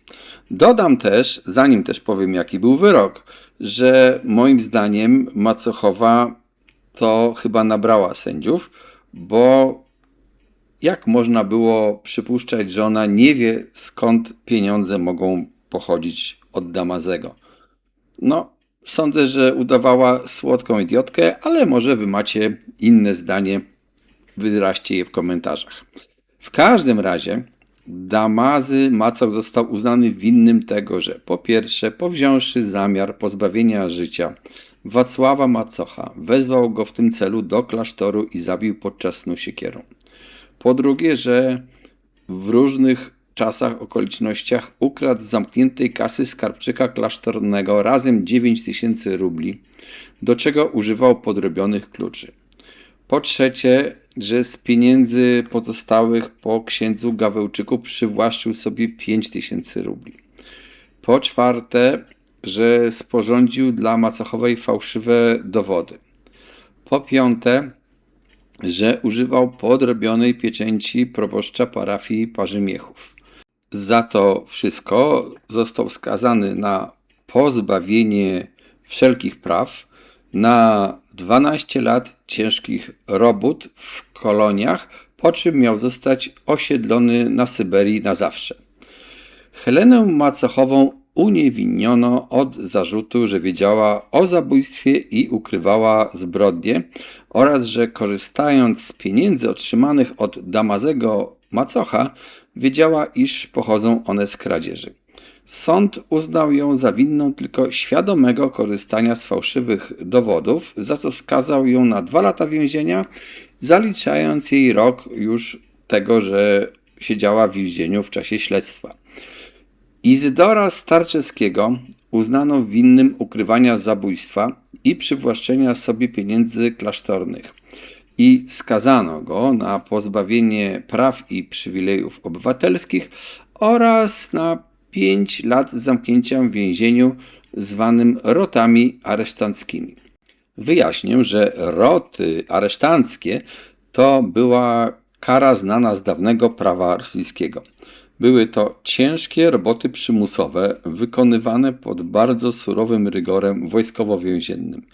Nie chodziło więc o zwykły areszt, ani o spokojne odsiadywanie kary w celi, tylko o wcielenie skazanego do specjalnej kompanii więźniów pracujących przymusowo. Bazylii Olesiński uniewinniony został z zarzutu okradania skarbczyka klasztornego, ale został uznany winnym przywłaszczenia 5000 rubli po zmarłym zakonniku Gawełczyku. Sąd za to skazał go na 2,5 roku więzienia w rotach aresztanckich. Pozostawiono go jednak na wolności za poręczeniem 3000 rubli do czasu, aż wyrok się uprawomocni. Pianko i Błasikiewicz zostali skazani za niedoniesienie władzy o wiadomej im zbrodni. Co do Pianki, sąd uznał, że są okoliczności łagodzące jego winę i skazał go na 4 miesiące więzienia. Błasikiewicza zaś skazano na rok więzienia.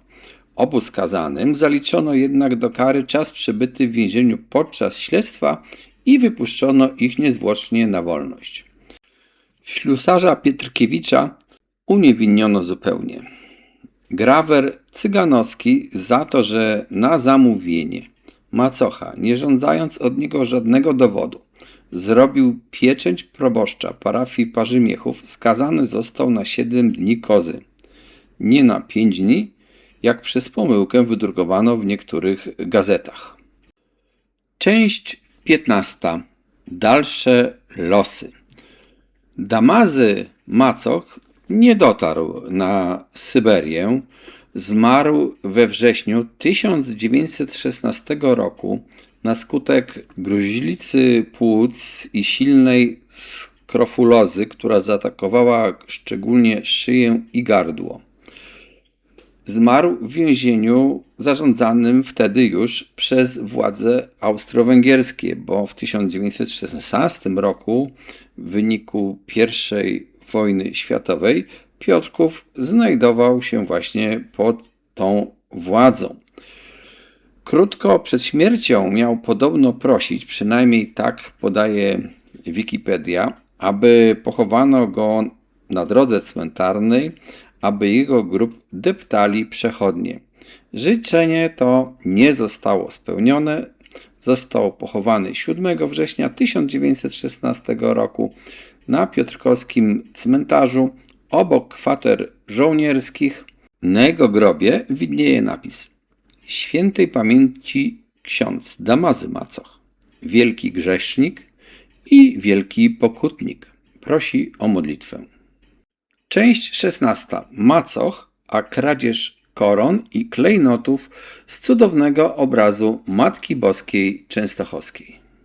Na koniec chcę poruszyć bardzo ważną rzecz, czyli to, że w niektórych miejscach w internecie, a nawet być może w książkach, możecie znaleźć artykuły i treści, w których Damazy Macoch i Izydor Starczewski powiązywani są z aferą kradzieży klejnotów jasnogórskich.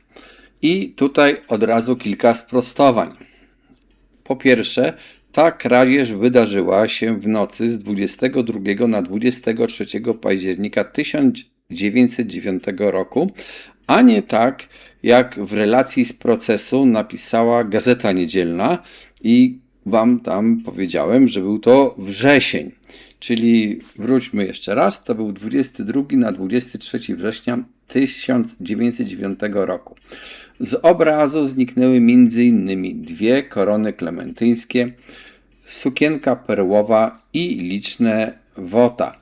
15 złotych zegarków, 10 złotych łańcuchów, 13 sznurów pereł, 20 złotych wotów i 50 pierścieni wysadzanych brylantami. Wśród kamieni miał być też słynny żółty brylant, także oferowany wcześniej jako wotum.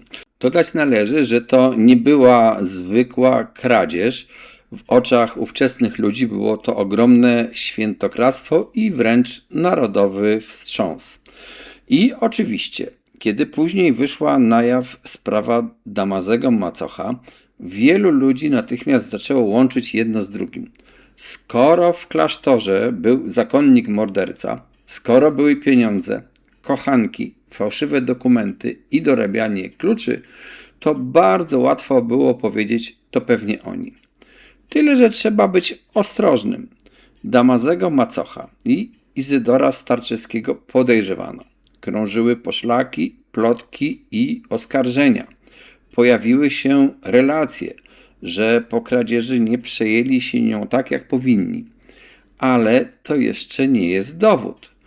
Za kradzież koron klementyńskich i klejnotów z obrazu nikt z nich nie został prawomocnie skazany. Mało tego, nie był nawet oskarżony o to w tym procesie. Właściwie sprawców tej kradzieży nigdy pewnie nie ustalono, a najcenniejszych skarbów nigdy nie odzyskano. Dlatego jeżeli ktoś dziś pisze po prostu Damazy Macoch ukradł korony z Jasnej Góry, to mówi więcej niż to, co by dało się uczciwie udowodnić. Można powiedzieć inaczej. Po procesie Macocha cień podejrzenia padł także na rabunek z 1909 roku. Ale między podejrzeniem a udowodnioną winą jest naprawdę ogromna różnica. I właśnie ta różnica jest w tej historii bardzo ważna. Zapraszam na kanał Poza Legendą na słuchanie innych naszych audycji i audiobooków.